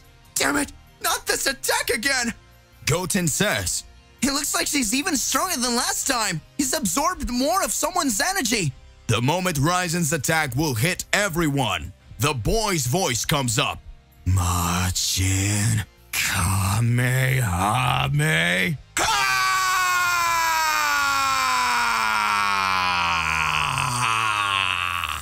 Goten says, Is he using Kamehameha? An image of Kid Buu appears behind the boy. Ryzen's attack is disintegrated. Ryzen says, "What was that? That's impossible. This guy is thinking he can beat me." The boy appears in front of Ryzen through a teleport and says, "I didn't introduce myself to you. I am Oob, the warrior Majin, and you are being a threat to the Earth. So get the heck out of here."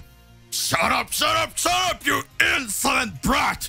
This will be my final blow and I will end everything here! At that time, Oob says, "It seems like there's no other way."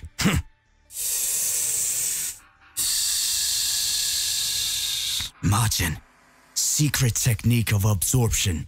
At that moment, again, a large pink goo appears that grows and surrounds Ryzen's body. Ryzen says, "Damn it, damn it, I can't breathe! What you've done to me, boy!" Oob speak, as its power served to destroy everything around here.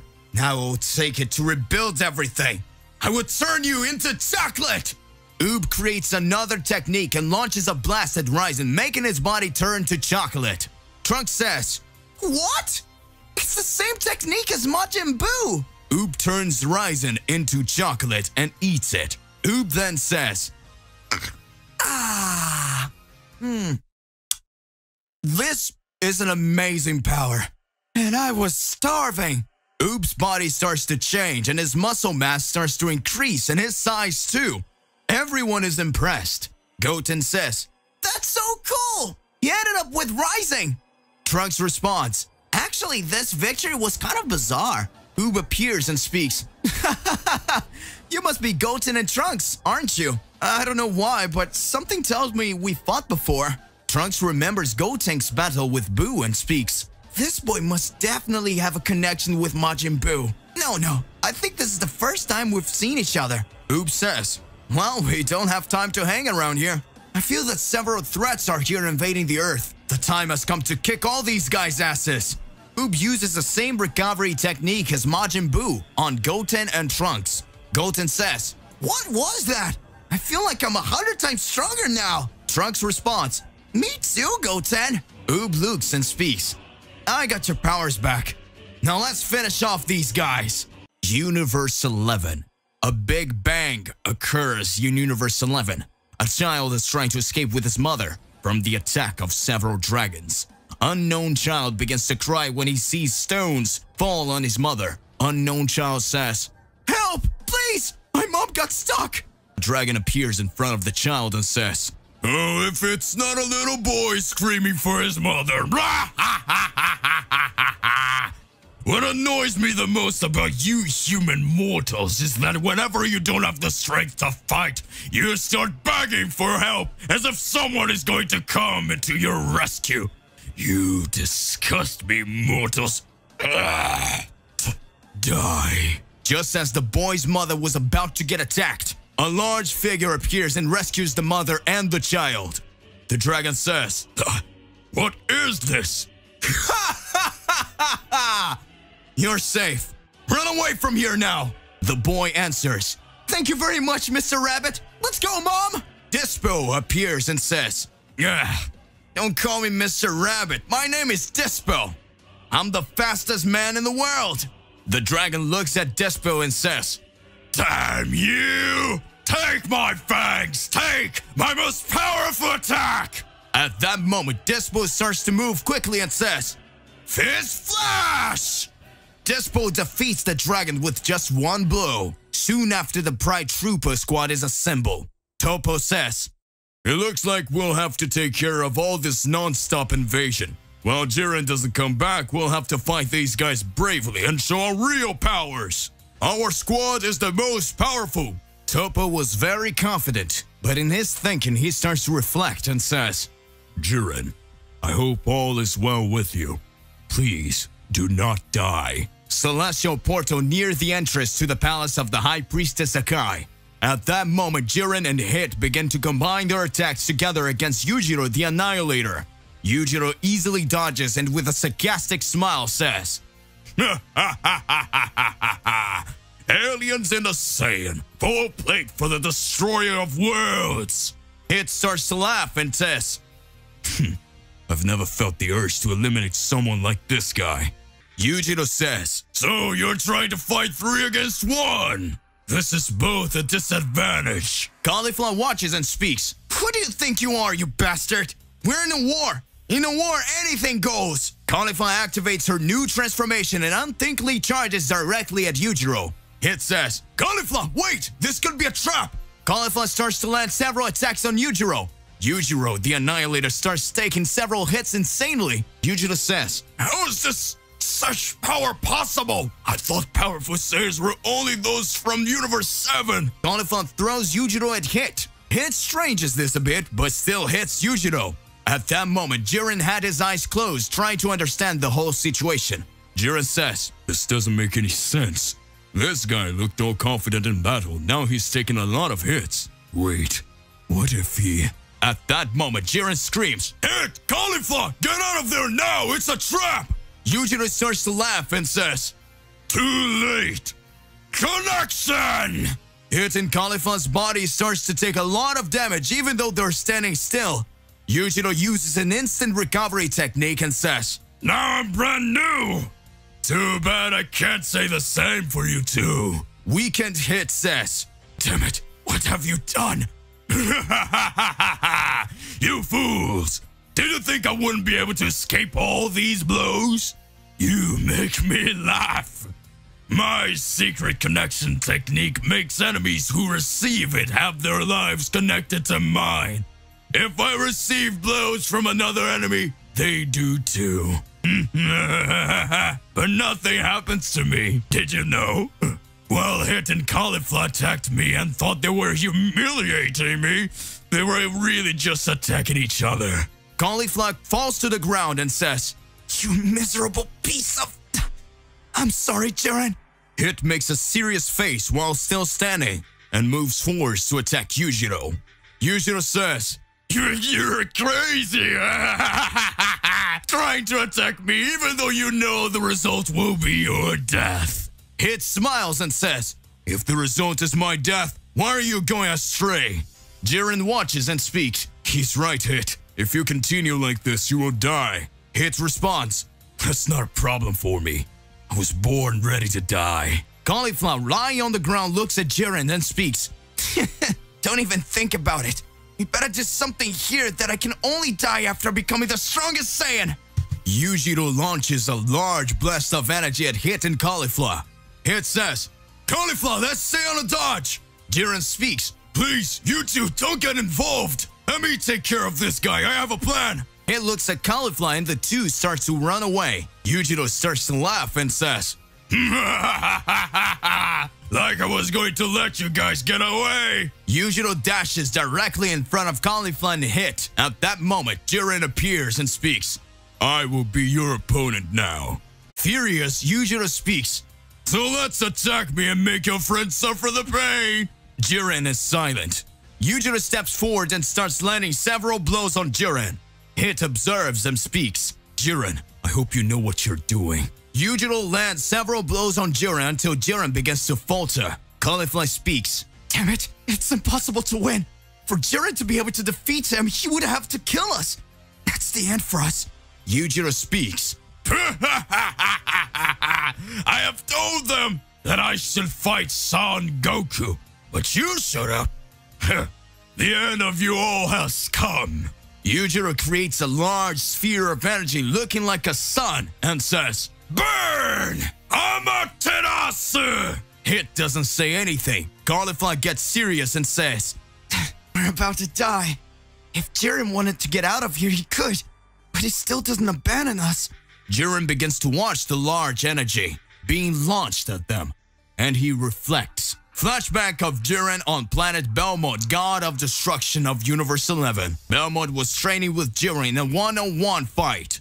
Jiren was having the upper hand in the fight and says, it seems that my powers are superior to that of the god of destruction.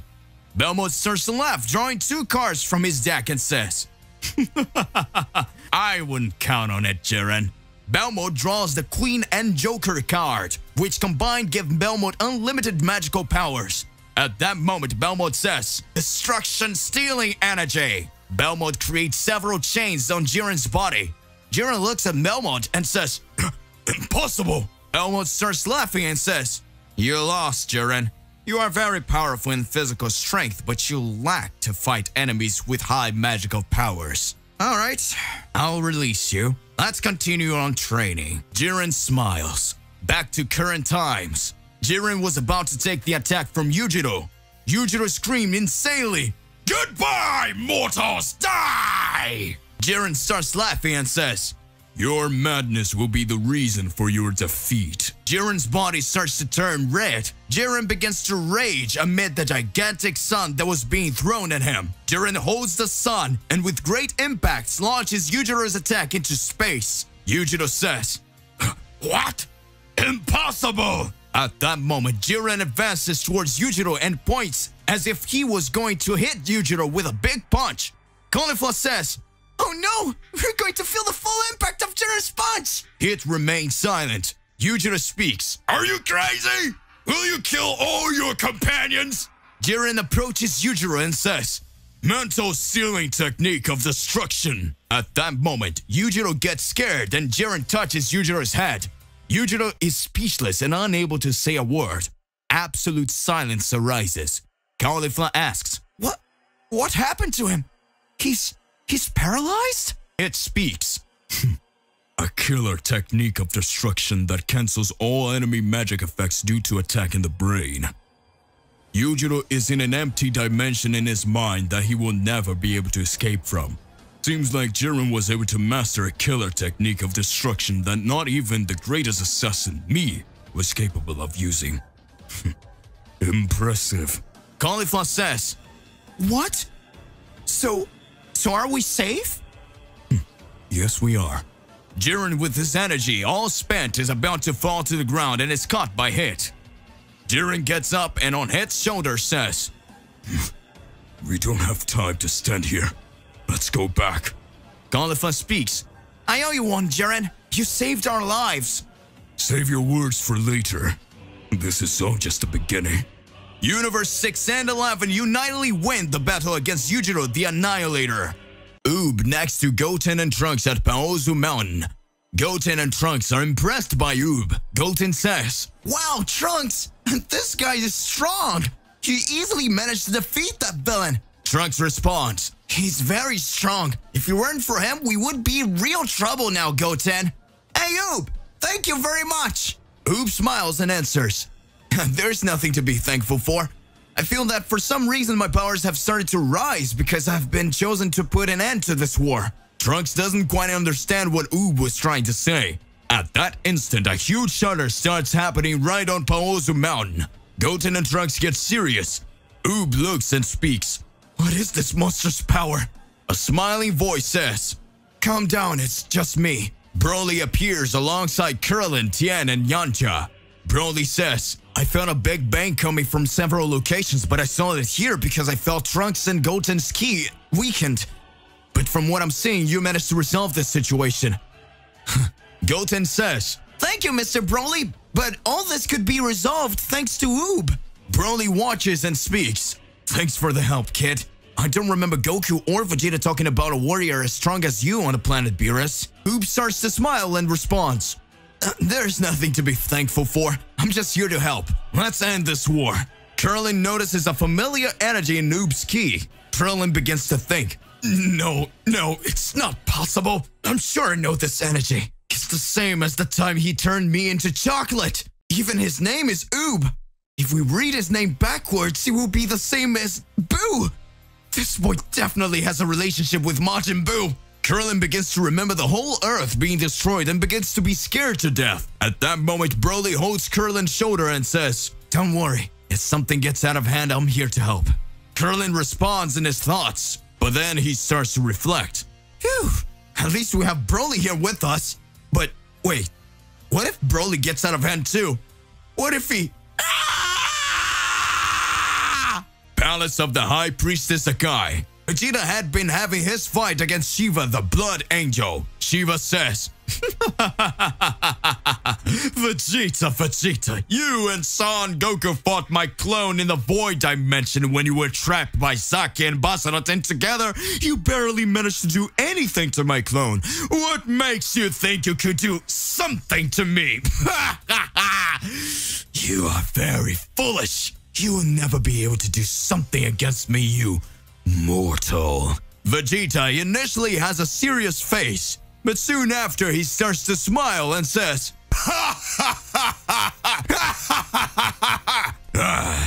I came prepared to rip Zakai's head off. Now a weakling angel like you appears in front of me with 1,000 lectures thinking I'll be scared. Surely you don't know the Prince of all Saiyans. We Saiyans have no limits to our powers. The Vegeta you knew is not the same as before. And know that after Kakarot eliminated his clone, we freed a clear friend of yours from the past. Shiva watches with a serious face and says, What are you talking about? Don't tell me you...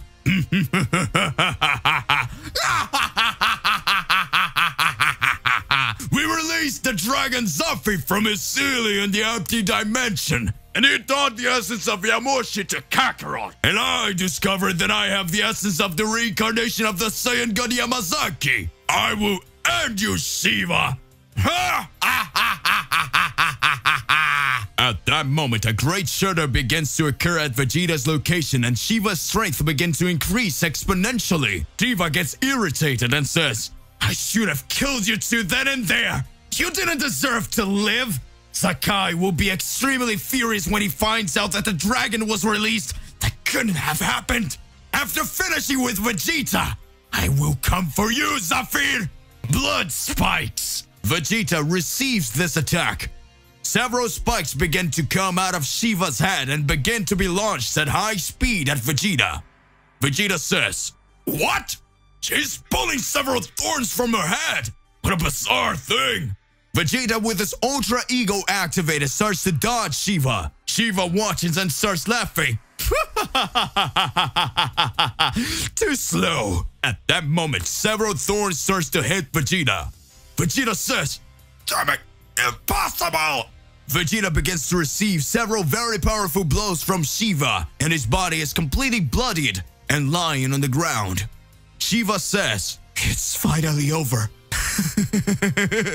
These Saiyans are still weak as ever. A huge laugh erupts and a huge punch at lightning speed lands on Shiva's face. Frightening Shiva says, What was this?" Vegeta, even pierced and with his ultra ego activated, starts laughing. Shiva says, "How is this possible? How is this guy still alive?" Vegeta says, "Yamazaki. The essence of Yamazaki is amazing!" Vegeta's body instantly begins to heal from his wounds inflicted by the bloody angel. Vegeta says, "Now, it'll be your end, Shiva. Now the one who will spill blood will be you!" Interesting. So is he able to do that? Perfect. Teach me more about this Yamazaki essence. North side of the High Priestess Palace.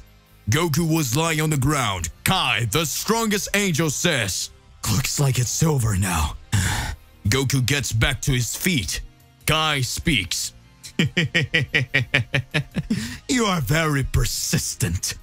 In fact, maybe even more than gone. That boy had a lot of nerve. He thought he could beat me just because he had Saiyan powers mixed with angel powers.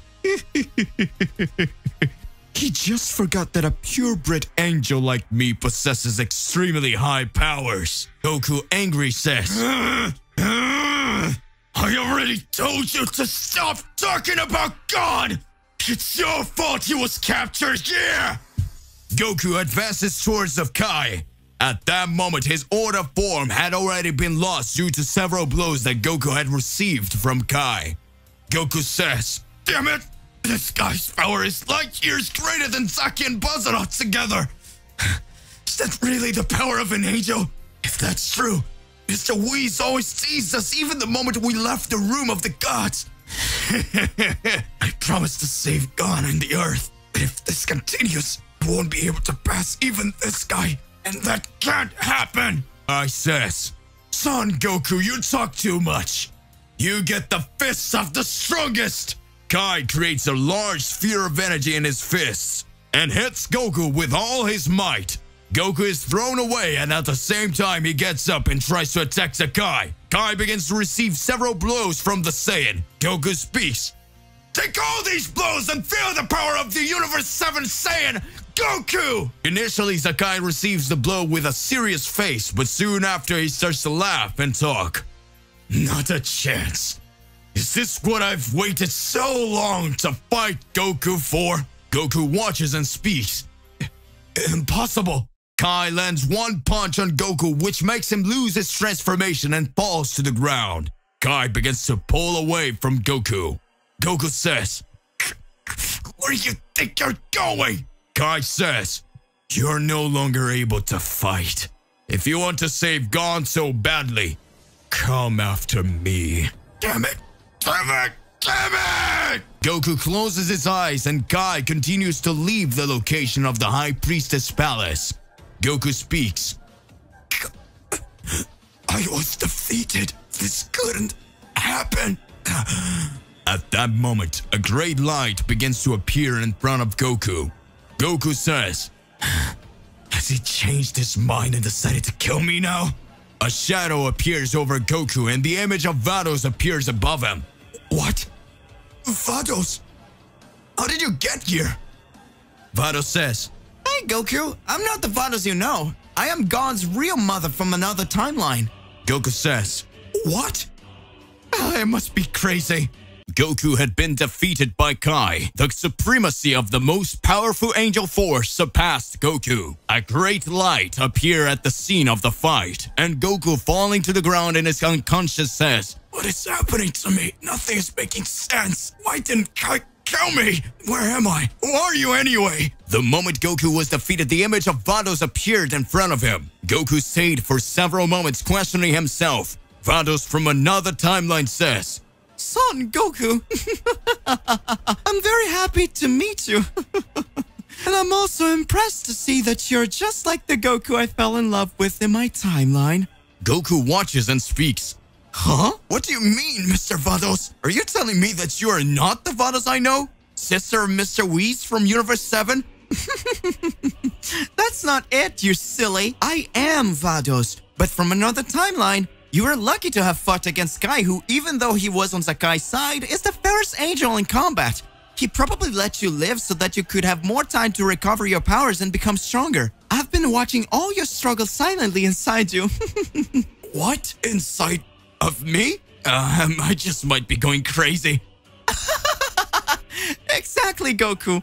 Before this war, and because of all the catastrophe that had occurred in my timeline, I had to talk to myself from this timeline because very similar events were taking place in both timelines. The Goku of my timeline has become an angel by my side, but for some reason an unknown presence is sealing his powers and he has been injured since his last battle. We were facing hard times there. Since I started to analyze it all, I realized that his timeline was the cause of all this, and because of this great catastrophe and because of me and Goku not being able to leave our timeline. But I know that Gon could be the key to putting an end to this war. I also knew that this was a double-edged sword.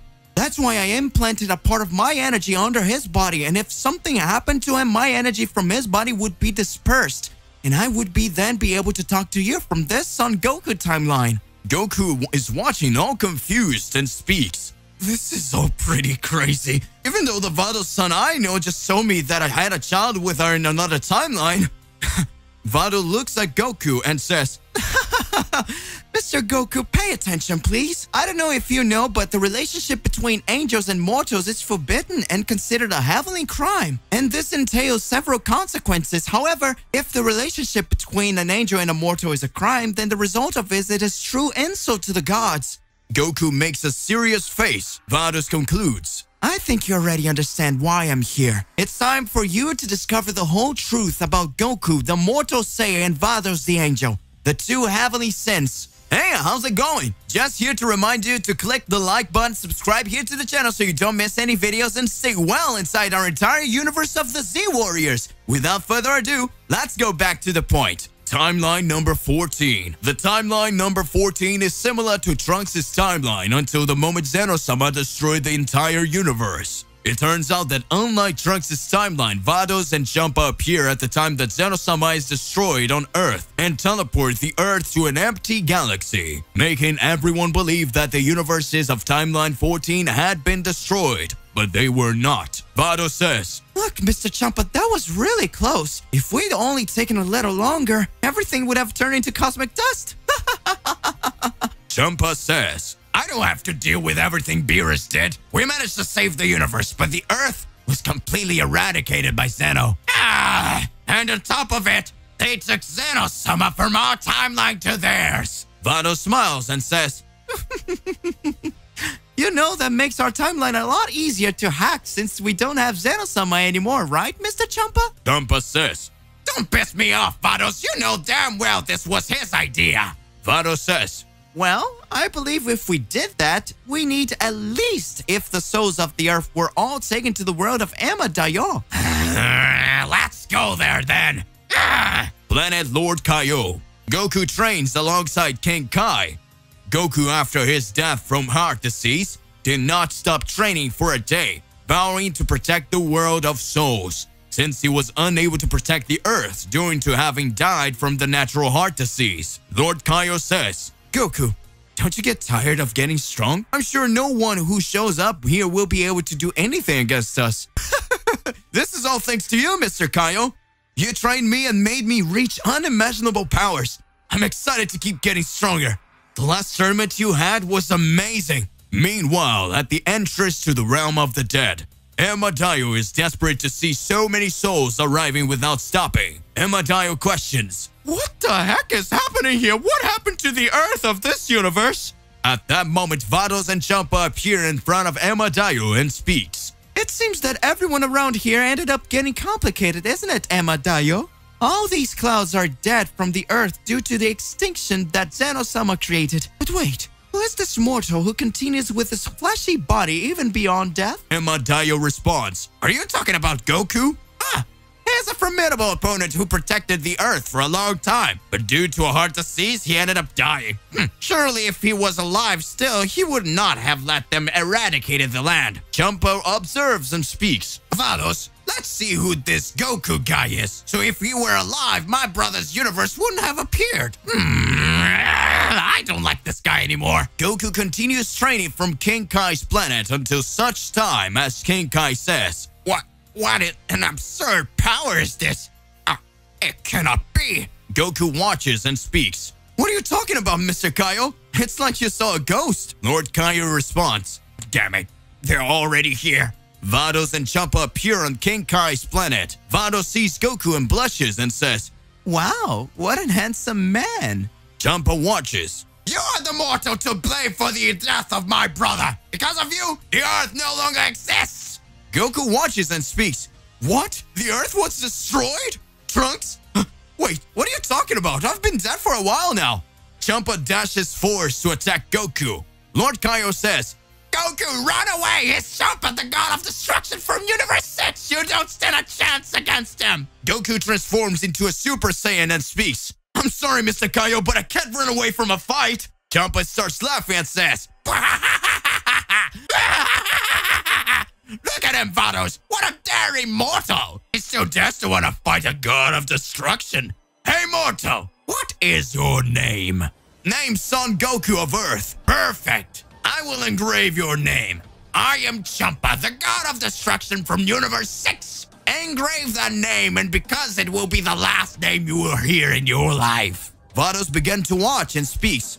"A mortal who even without chances challenges a god of destruction to protect his friends is a warrior spirit and is recognized even by the gods. This feeling in my body, my skin turning red, my heart pounding, and the feeling of wanting to know him more. It can't be. I'm in love.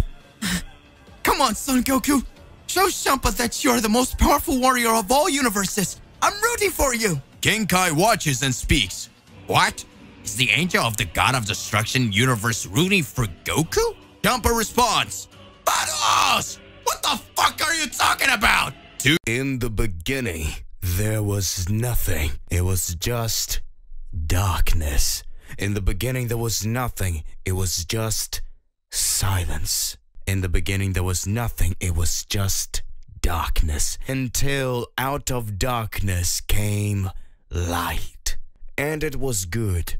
From the silence came the sound, and it was good, and out of nowhere there was the beginning of an infinite without end, and it was good. And from good came evil, so that there was balance. For without the shadows there would be no light, and it was good. And so the universe was born, and thanks to that sovereign creator of everything, life was born. And with life, the story begins. And with just a breath of light, in the midst of vast darkness, a new universe, a new reality will be just born. And Goku, after losing everything he thought he could save, caused everything to be lost, and after ages, it made everything appear again. And now he was the sovereign of all.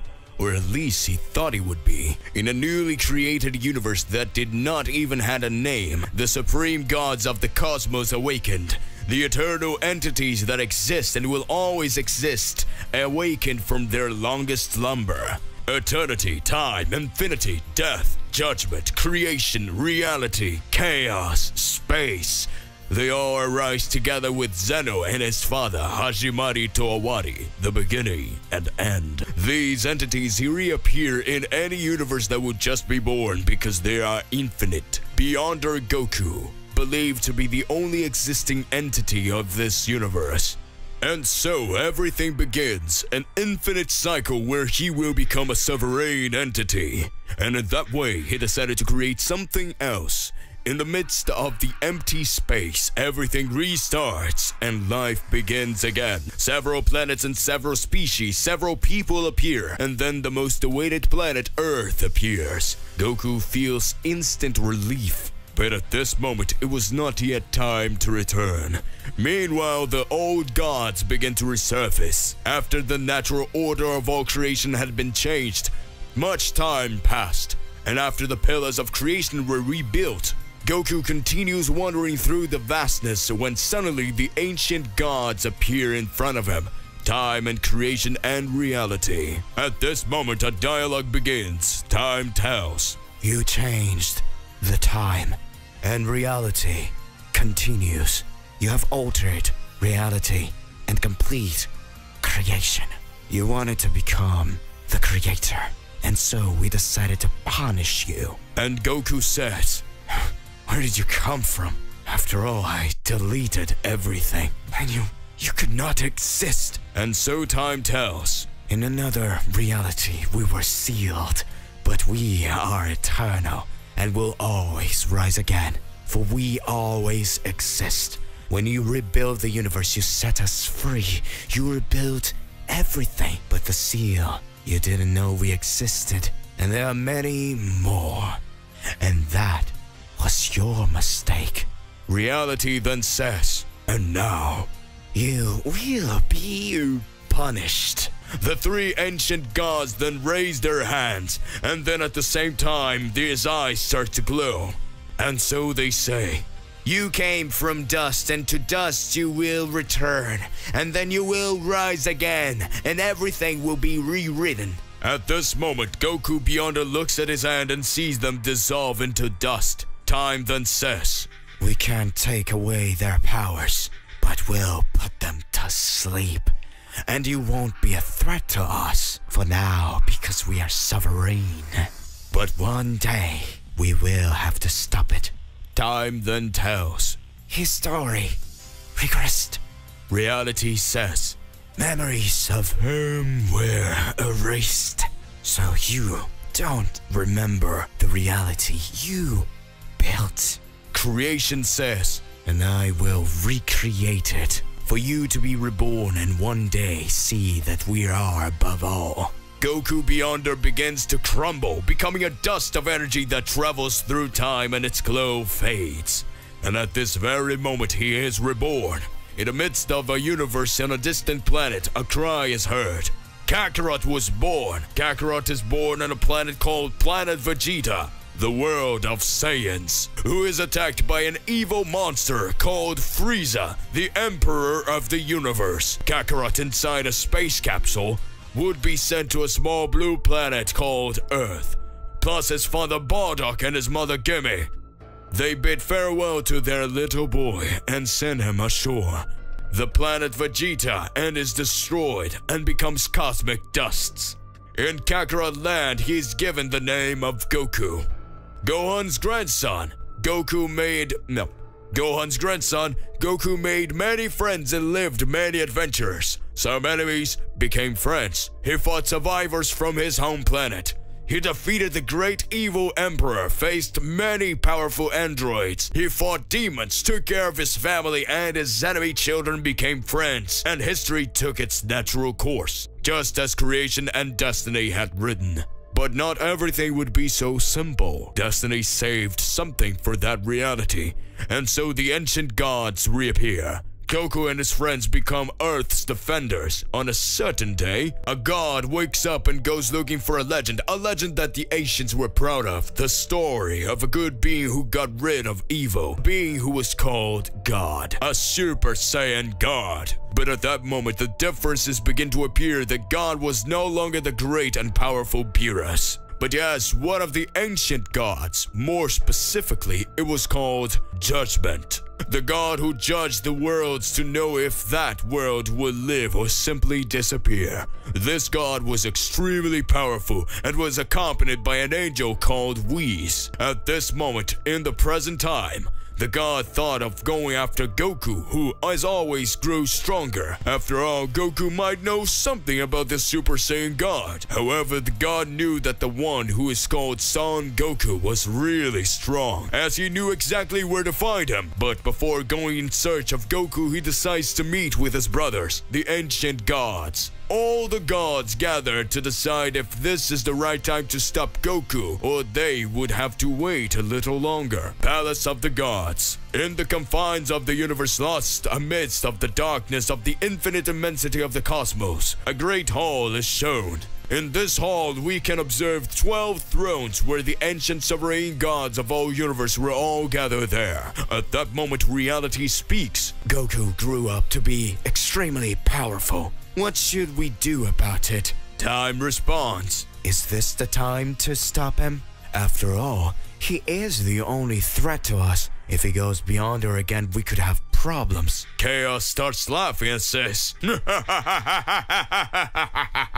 "Don't say such a thing. It will never be a threat. And if he goes back to what he was, we'll just have to beat him again." Reality responds. You really believe it would be that simple? We couldn't even get rid of him.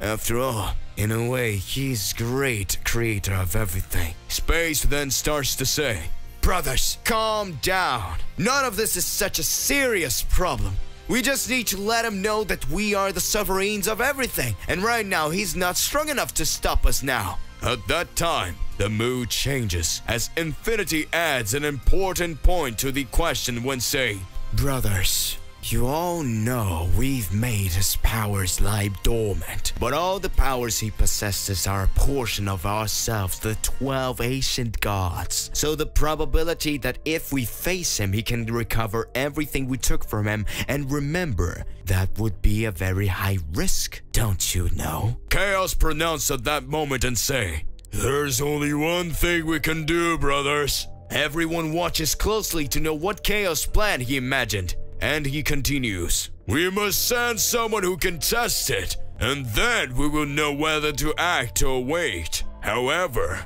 it has the possibility that he will be killed by whoever we sent. And so already in the book stories of the problem at once." Creation then begins to say, but who shall we send? Or will any of us face it? Chaos responds, "Don't worry, I have a plan. We can use our power to create someone. We can create an entity that has parts of our powers. That way we'll have the perfect median."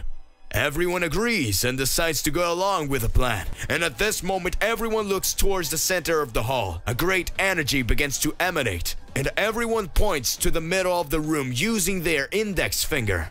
An intense glow takes care of everything, and from the middle of the night, a being appears. Possessors of all energy, the union of all gods create the one who's destined to face Goku, and decides that what his identity would be. A being of light had been created, a pure soul without wanting to know how to distinguish between evil and good. At that moment, we see the appearance of that being. A young appearance with a thin body, dark skin, and dark hair. A being of light and energy who had in his hands the fate of Goku or the fate of the ancient gods themselves. A new reality, a new universe. Goku and the others are gathering on Earth, celebrating Bulma's birthday. Goku is looking forward to training with Vegeta and the others, but Chi-Chi and Bulma are irritated because Vegeta and Goku only know how to train and don't care about anything else. Everyone is happy and everything is at peace. But in the supreme realm of the ancient gods, they were still gathered and finished creating the Great Warrior with the intention of going after Goku. Chaos laughs. Finally, here is the most powerful warrior. He will show us the king's powers of Goku this time, and everything will be much easier. Reality says, don't be so happy, Chaos. After all, he can be defeated. Chaos responds, "It is impossible. Our creation is perfect." Back on planet Earth, everyone is celebrating curling with his daughter, and number 18 was admiring. Bulma would draw as a prize for a bingo she had prepared. The television was on and some programs were playing. Number 18 says, "Curling, look at the size of this television. Must be about 300 inches. Curling responds, "It's a movie screen." At this moment, they are interrupted because something interesting starts to show on the television. An announcement of a martial arts tournament celebrating 5 years since the great hero of Earth, Mr. Satan, defeated the great Majin Buu. The narrator says, After 5 years that the great Mr. Satan saved us from the evil wizard Babidi and the demon Majin Buu, the country's government is organizing a great martial arts tournament with the most powerful warriors on the planet. At this moment, Goku and the others gather around the television. They were extremely happy with the ad. Goku at that moment says, "Wow, what an amazing tournament! I haven't fought in a tournament in a long time. I will definitely participate." Goku then asks Krillin, "And Krillin, you're going to participate too, right?" Krillin says, "Ah, Goku, if number 18 doesn't mind, I will." At this moment, the television narrator says, "The winner of the tournament will win an incredible 5 million yen prize." At this moment, ecstatic with the value of the prize, number 18, she holds Krillin's shoulders and says, "But of course you're going to go, Krillin." The narrator goes on to say, "No age or gender limit for participants. And the finalists will face the great Mr. Satan to try to win the title of world champion." At this moment, Mr. Satan enters the scene, taking the narrator's microphone and says, "That's right, ladies and gentlemen, you'll have to face the great world champion. And even if they are defeated by me, they will still receive a prize worth 2 million yen. Everyone is excited, and all the Z Warriors that are there decide to participate. Gohan next to Videl tells her, "Videl, so that was the important announcement that her father said he had to make today." She answers, "Yes, that's why he couldn't come with us." Chi-Chi gets irritated because she knows that now Goku will only care about training until the day of the tournament. In the realm of the ancient gods, the gods continue to argue. Creation says, "Now we already have a warrior, but how will we do it? We will ship it right away." And then for the first time, the goddess of death speaks up and says, "From what I see on the planet where Goku is, there will be a martial arts tournament in 10 days. We could send him to Earth and have him participate, and he ends up facing Goku at some point. And it will be quite fun to follow a mortal tournament, don't you think?" Everyone agrees, and it's decided. Meanwhile, we can see near the table where the two gigantic cubes are gathered. At that instant, Judgment says, "What are we going to do with those two over there in the meantime?" While pointing to the cube. Space then responds, "Those are Zeno-sama and his father. They didn't agree with our ideals and we had to arrest them. We can keep them that way until we manage to kill Son Goku. Then we got rid of them too." Order, the god who had the need to keep everything in its place, says, "We have already resolved several issues, but there's one more." Judgment questions, "Which is?" And she responds, "What name are we going to give our champion?" Everyone starts to reflect while looking at the being standing in front of them in silence. A few minutes go by and they can't decide until Creation has an idea and says, "Brothers, we all pulled our powers to create it. We made a pure being that contains part of each of us. So I think it would be more correct to call it Danketsu, which means union. That is, we all come together to create something that is capable of achieving our goals. What do you think?" Everyone likes the name and agrees with the idea. So reality says, "Approach, Danketsu." He starts to approach. When he gets to him, he says, "We created you, and you will have a mission, and you are the only one who can fulfill this mission, which is to annihilate Beyonder Goku." Back on Earth, everyone is excited because it's been a long time since there was a martial arts tournament. Even Goten and Trunks decide to participate. Vegeta accepts as it is the chance to defeat Goku and Piccolo. Gohan is excited, and even Videl is feeling like being part of it. But right now, she can't because she's pregnant and expecting Gohan's baby. Videl gets sad and says, "I wanted to participate too, but everyone is going and I won't be able to go because I'm pregnant." Gohan says, "Don't worry, my love. You will be able to cheer for me and be with me all the time. It won't be the same, but it will be amazing. I can't wait to fight again."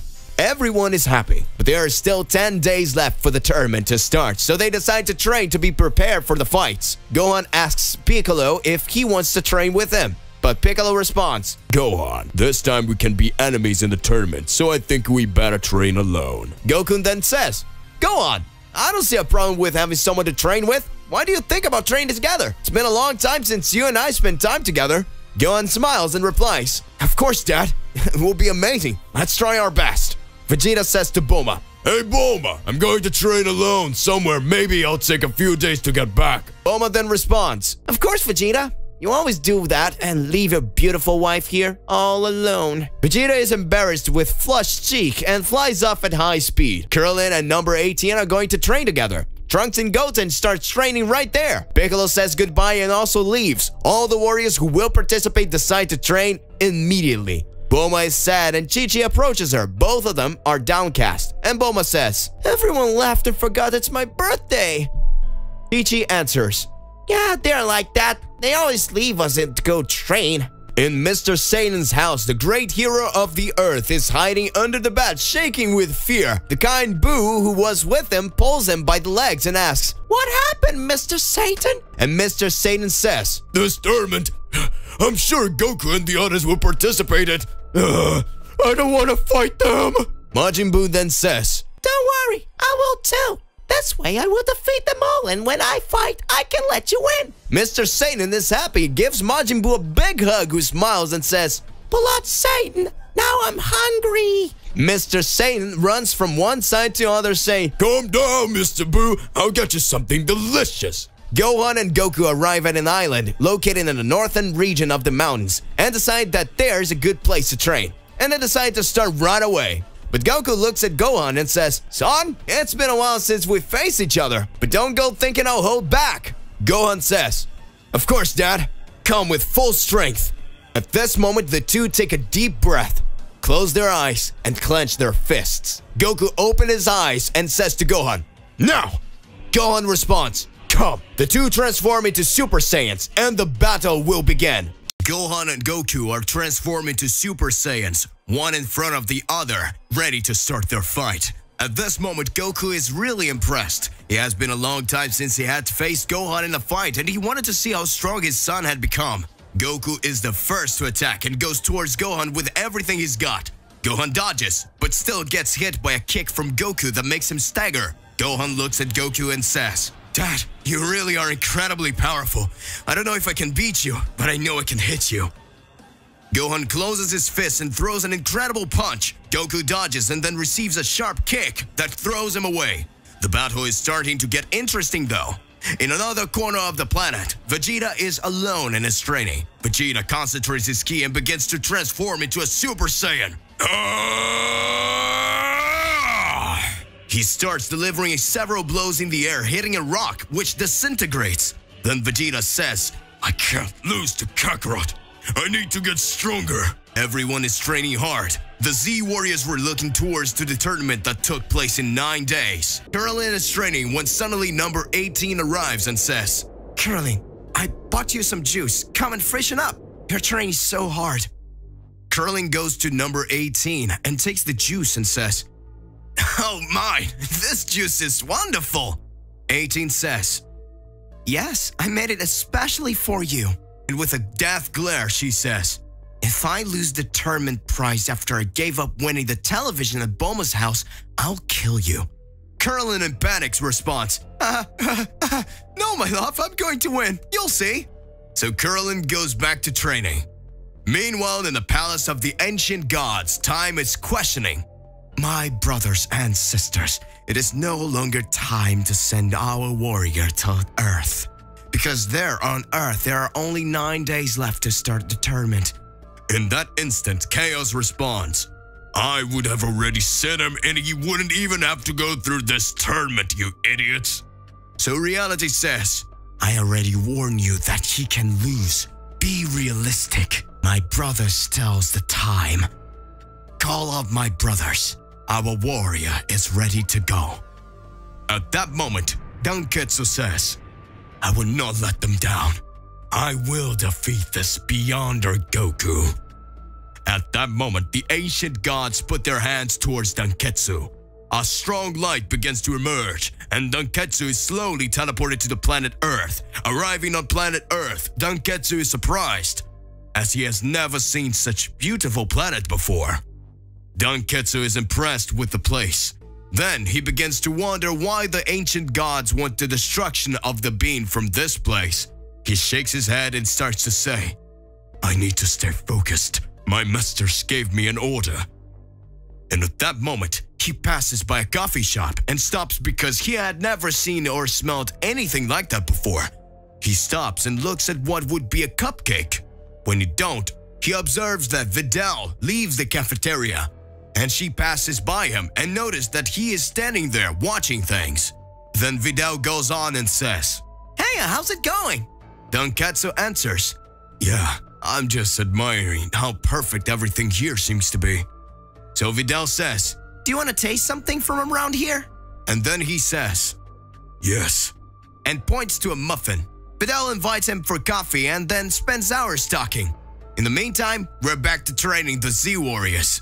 Goku and Gohan continue to fight an intense and arduous battle. Goku pummels his son with several punches and kicks Gohan counterattacks using his speed to distract Goku, who is impressed and says, Gohan, my son, congratulations, you're really strong.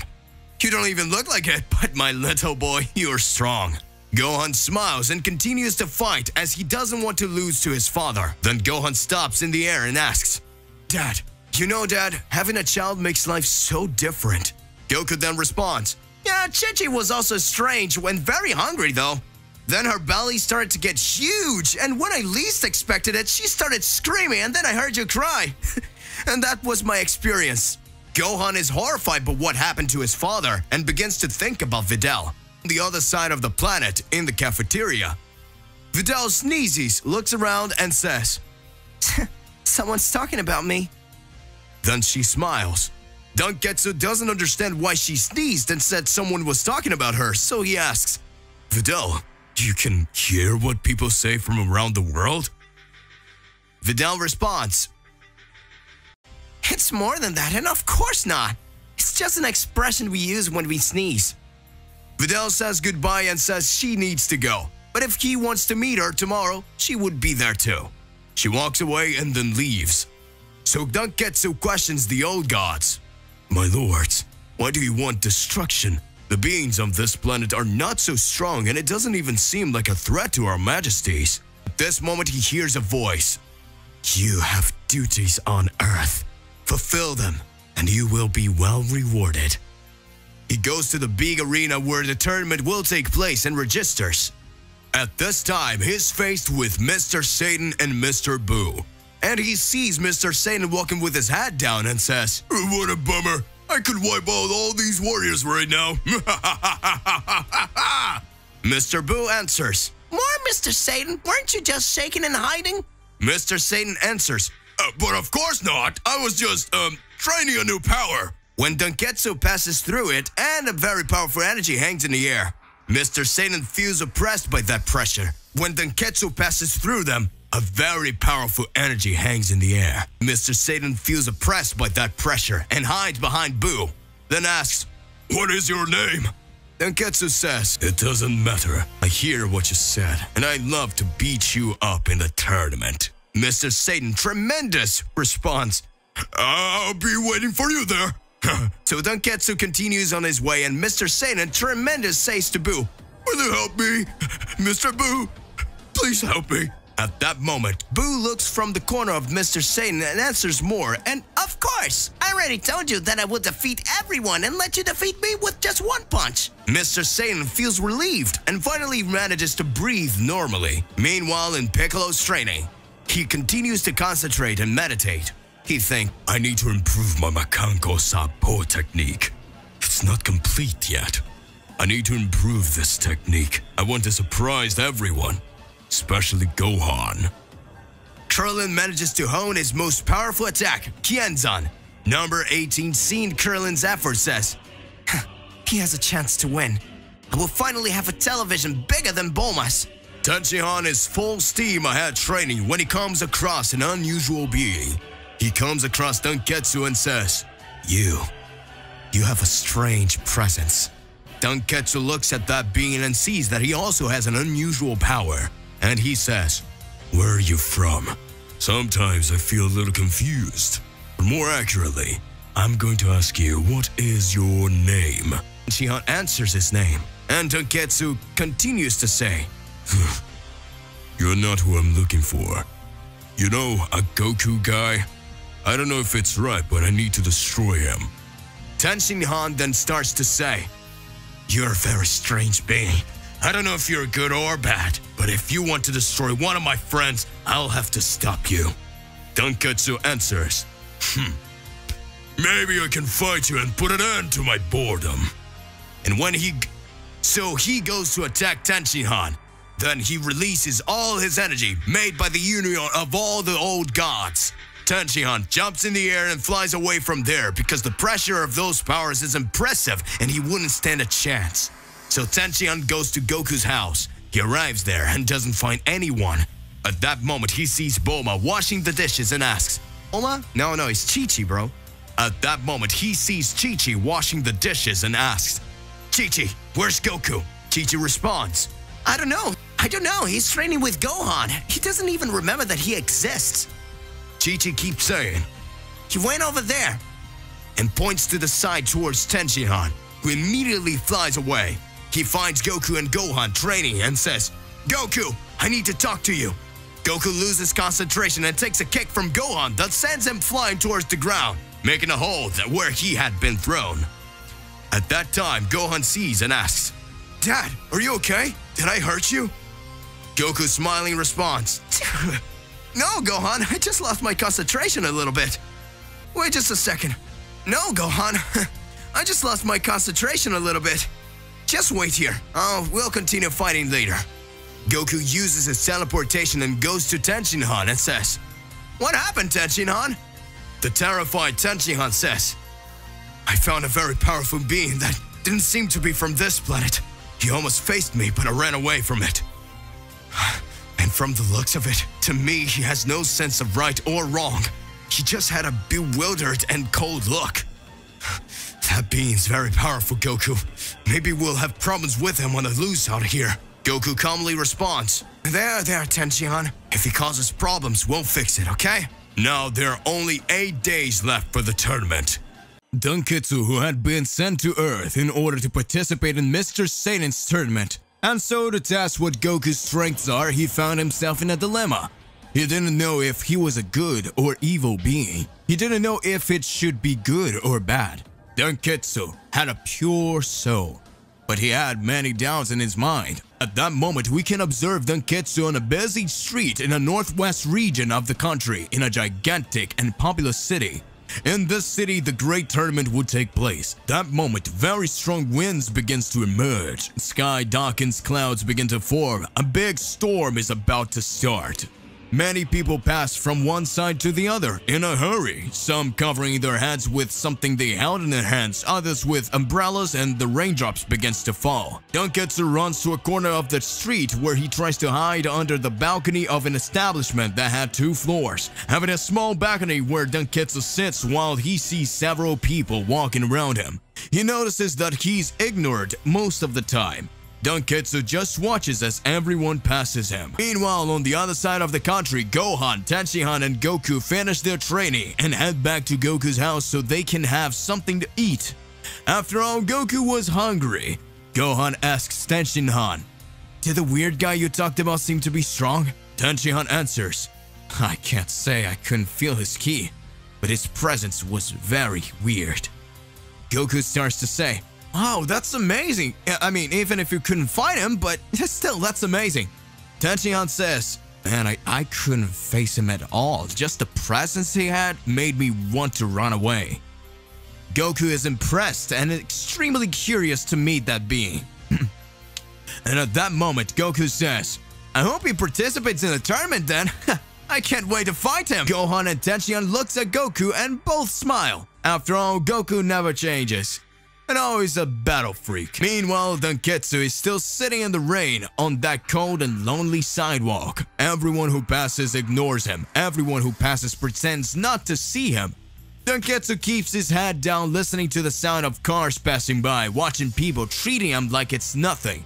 Suddenly a child, a small homeless person with a newspaper in his head trying to avoid the rain, approaches and says, Hey, what are you doing here, mister? If it continues to rain, you'll get sick. Dunketsu just gets curious and doesn't say anything. But the boy reaches down and takes his hand, and he says, You don't have anywhere to go either, do you? Come with me then, we can help. The little boy with torn clothes, barefoot, and with a dirty face pulls Dunketsu by the arm and starts walking Dunketsu, and he doesn't understand very well, but starts to follow the boy. The two run to an alley where there was a large cover made with some wood and old tiles, and when they go under, they can see a hole in the wall. The boy says to Dunketsu, You can come, it's safe. and Dunketsu follows him as he enters the hole. The two find themselves inside an old shed with cobwebs again. And Dunketsu follows him as he enters the hole.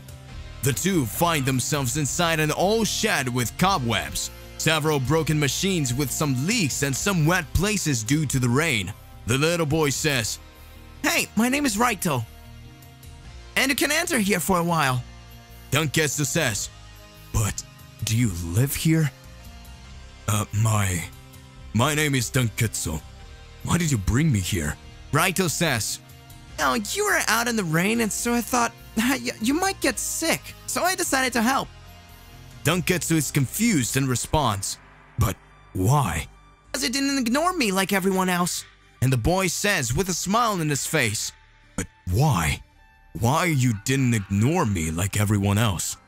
And the boy says with a smile on his face, It's because I know what it's like to be out on the street alone, and I thought maybe you needed some help, so I decided to help.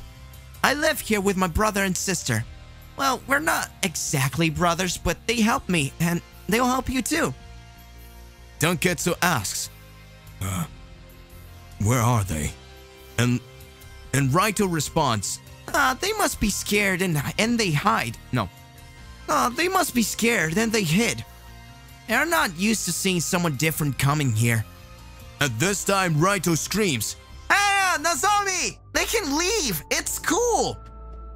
Dunketsu looks around and sees a boy and a girl Dunketsu looks around and sees a boy and a girl emerging from under a shadow cast by a pillar. And the two say, Nice to meet you, young man.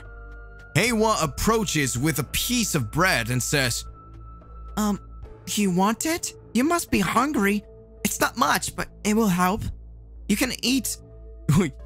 You can eat with me, and my brother already ate a little, so... Dunketsu's eyes glisten when he sees this, and he accepts the bread.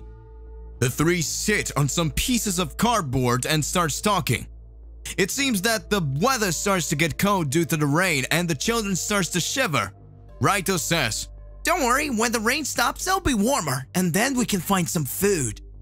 Dunketsu looks at the keys and starts looking around. He gathers some scraps of old wood and paper, and in a safe place over there, next to them, he makes a pile of those things he has gathered. Dunketsu brings his hands together, looks at the stacked woods, and then places his hands on top of them. And in moments, a small spark starts to stand out. It starts to catch fire, and a small bonfire is created.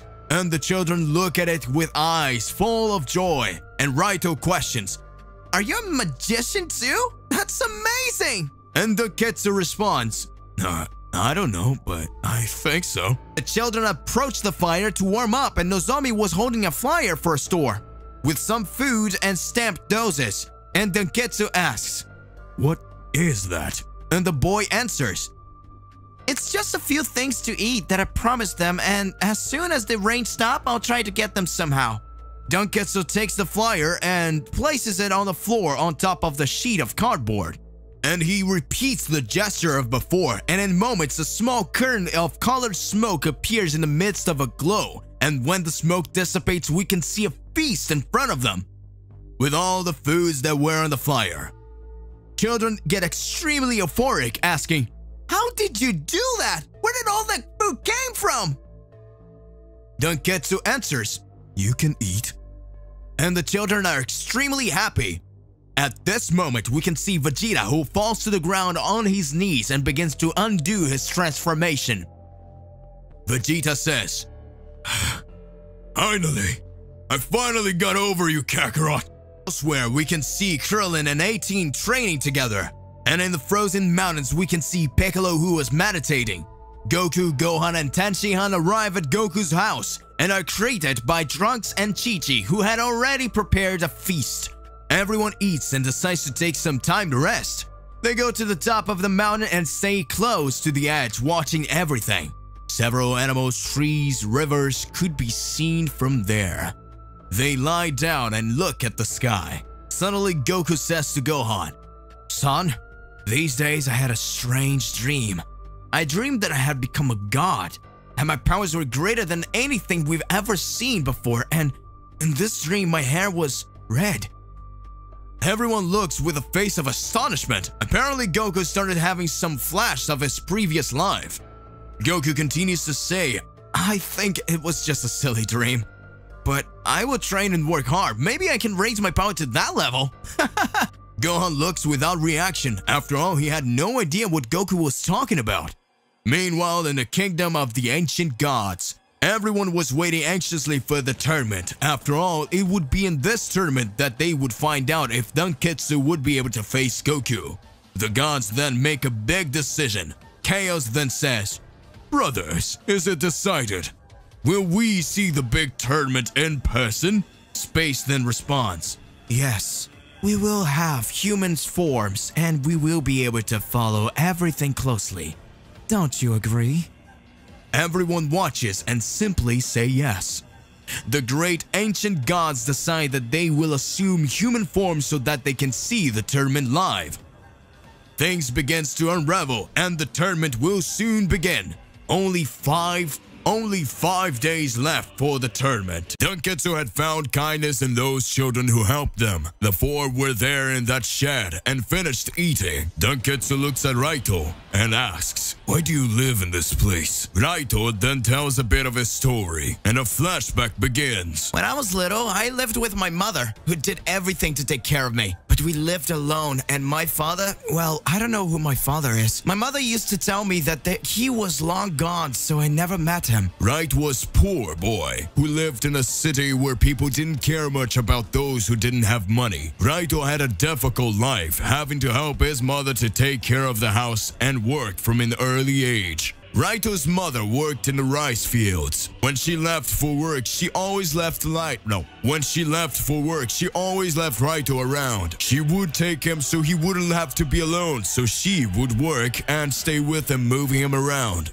And when she arrived exhausted from work, she still took care of the house and her son. That sweet, struggling woman who did everything for her son had lost her husband in an accident, where the criminal had committed a robbery. They fled, and while the two crossed the street near an alley, they lost control of the car, thus running over. Since then, she had to take care of Raito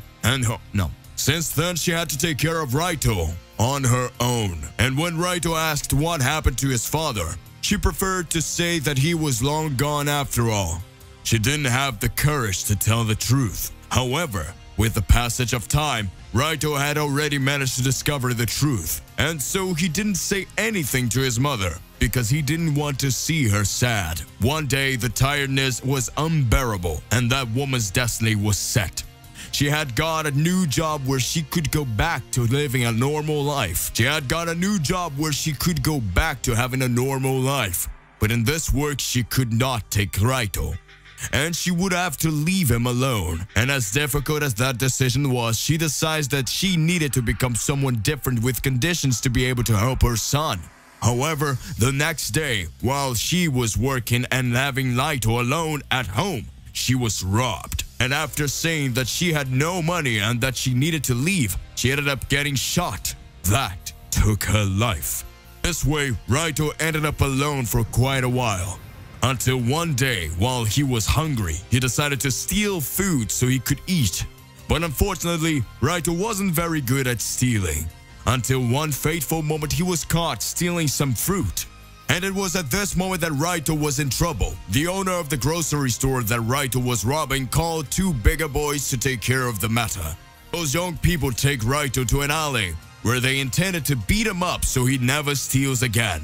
But after throwing Raito on top of several garbage bags, the boy intends to finish him off by beating him until he learns his lesson.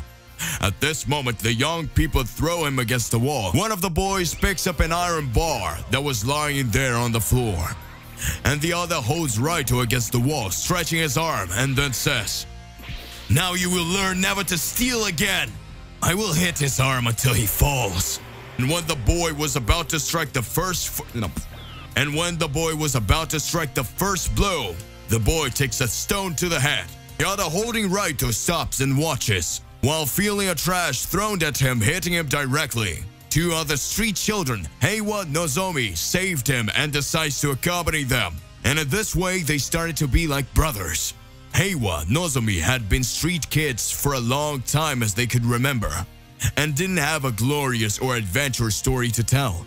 They stole food to survive, and when they were paid, they fled to another place. Until one day, Raito and his friends decided that they shouldn't steal even if they were starving. They would always try to work through whatever it was, so they could take care of each other. Until the three found a poor community in that city, where they could always find leftover food or old clothes thrown in the trash. And in this way, they survived until now.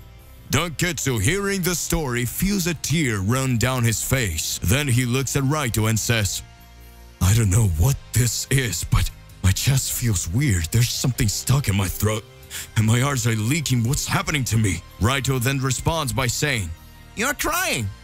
That's a feeling when you're sad. I'm sorry. I didn't mean to make you sad. Dunketsu replies, "I don't even know what's happening to me. I just know it hurts a lot." Raito says, Don't worry, we're fine. No need to be sad. I found the brother and sister that life gave me. This is my family, and this is my home. And when I grow up, I will be able to work and take care of them. Meanwhile, far away, Piccolo decides to train nearer the sea. At that time, Piccolo decides to train a fighting move. He had to improve his combat skills, so Piccolo takes it and drops it to the ground and starts delivering several blows. However, it is difficult to train in a melee battle without an opponent. At that time, Piccolo misses Gohan and says, I should have agreed to train with him. Elsewhere, we see Vegeta returning to training for the tournament. Vegeta is training hard, and he feels that he's becoming more powerful than Goku. Vegeta says, "Now yes, Kakarot, your powers don't even compare to mine." Vegeta shows off his fist and raises towards his face and says, "I will defeat you, Kakarot, you'll see." So Vegeta continues his training. He concentrates his ki and manages to pass to his Saiyan transformation. He continues to focus his ki and transitions into his second transformation, and he starts laughing. "Kakarot, I will defeat you and prove that I'm more stronger than you." While we see Goten and Trunks training, trying to improve their fusion. At this time, with the fusion done, they intend to keep it in Super Saiyan 3 longer. At this time, the boys start to get irritated and think it would never work. So Goten says, Trunks, let's try it again. We have to get strong to do our best in this tournament. So they get ready and start to concentrate and start the steps again and finally get the perfect fusion. And right now, the two begin to celebrate and say, We finally made it! Now we can win! Meanwhile, number 18 and Kurlin's training is getting more and more intense. Number 18 says, Kurlin, come at me with everything you've got. So Kurlin answers, Are you sure, sweetie? I don't want to have to hurt you. Number 18, embarrassed, says, You will never hurt me, baby. Then Kurlin goes towards number 18, shooting some spheres of ki. Number 18 manages to dodge it all. The smoke clears. She sees Kurlin in front of her with a blow that hits her on the cheek, and soon after then, he takes it and delivers a Kienzan. Number 18 quickly dodges Kurlin's attacks and fights back. She hits him with several kicks and blows. So she takes Kurlin and throws him away against a rock, and then with her speed she catches up with him and starts shooting several blows. At this time, Kurlin and number 18 are fighting an incredible fight, but number 18, who has more strength than Kurlin, hits him in the face with a punch that makes him dizzy. So Android 18 says, That's enough, my love. Let's go home. That's good for today. Kurlin agrees with number 18 and the two go home. So we can see not very confident Mr. Satan, who is worried, and now. So we can see a not very confident Mr. Satan, who is worried, as now there are only 4 days left for the tournament. Mr. Satan says, Oh my god, oh my god, oh my god, oh my god, Boo, I'm going to die. I know, Boo, I will give up. The Thirsto time! At that time, Boo responds. No, Mr. Satan, you cannot cancel the tournament. I already told you. I'll let you win. Anguished because now there are only 4 days left for the tournament, everyone is anxious and training hard for the big day. To be continued. Will the Z Warriors be able to complete their training? What is Danketsu going to do now that he got new friends? Regardless of what it is more than important that you already expose it here in your comments so that we can enter into that crazy debate. Click the like button, subscribe to the channel so you don't miss any videos. And that's it for today. I'll see you in the next one. Goodbye.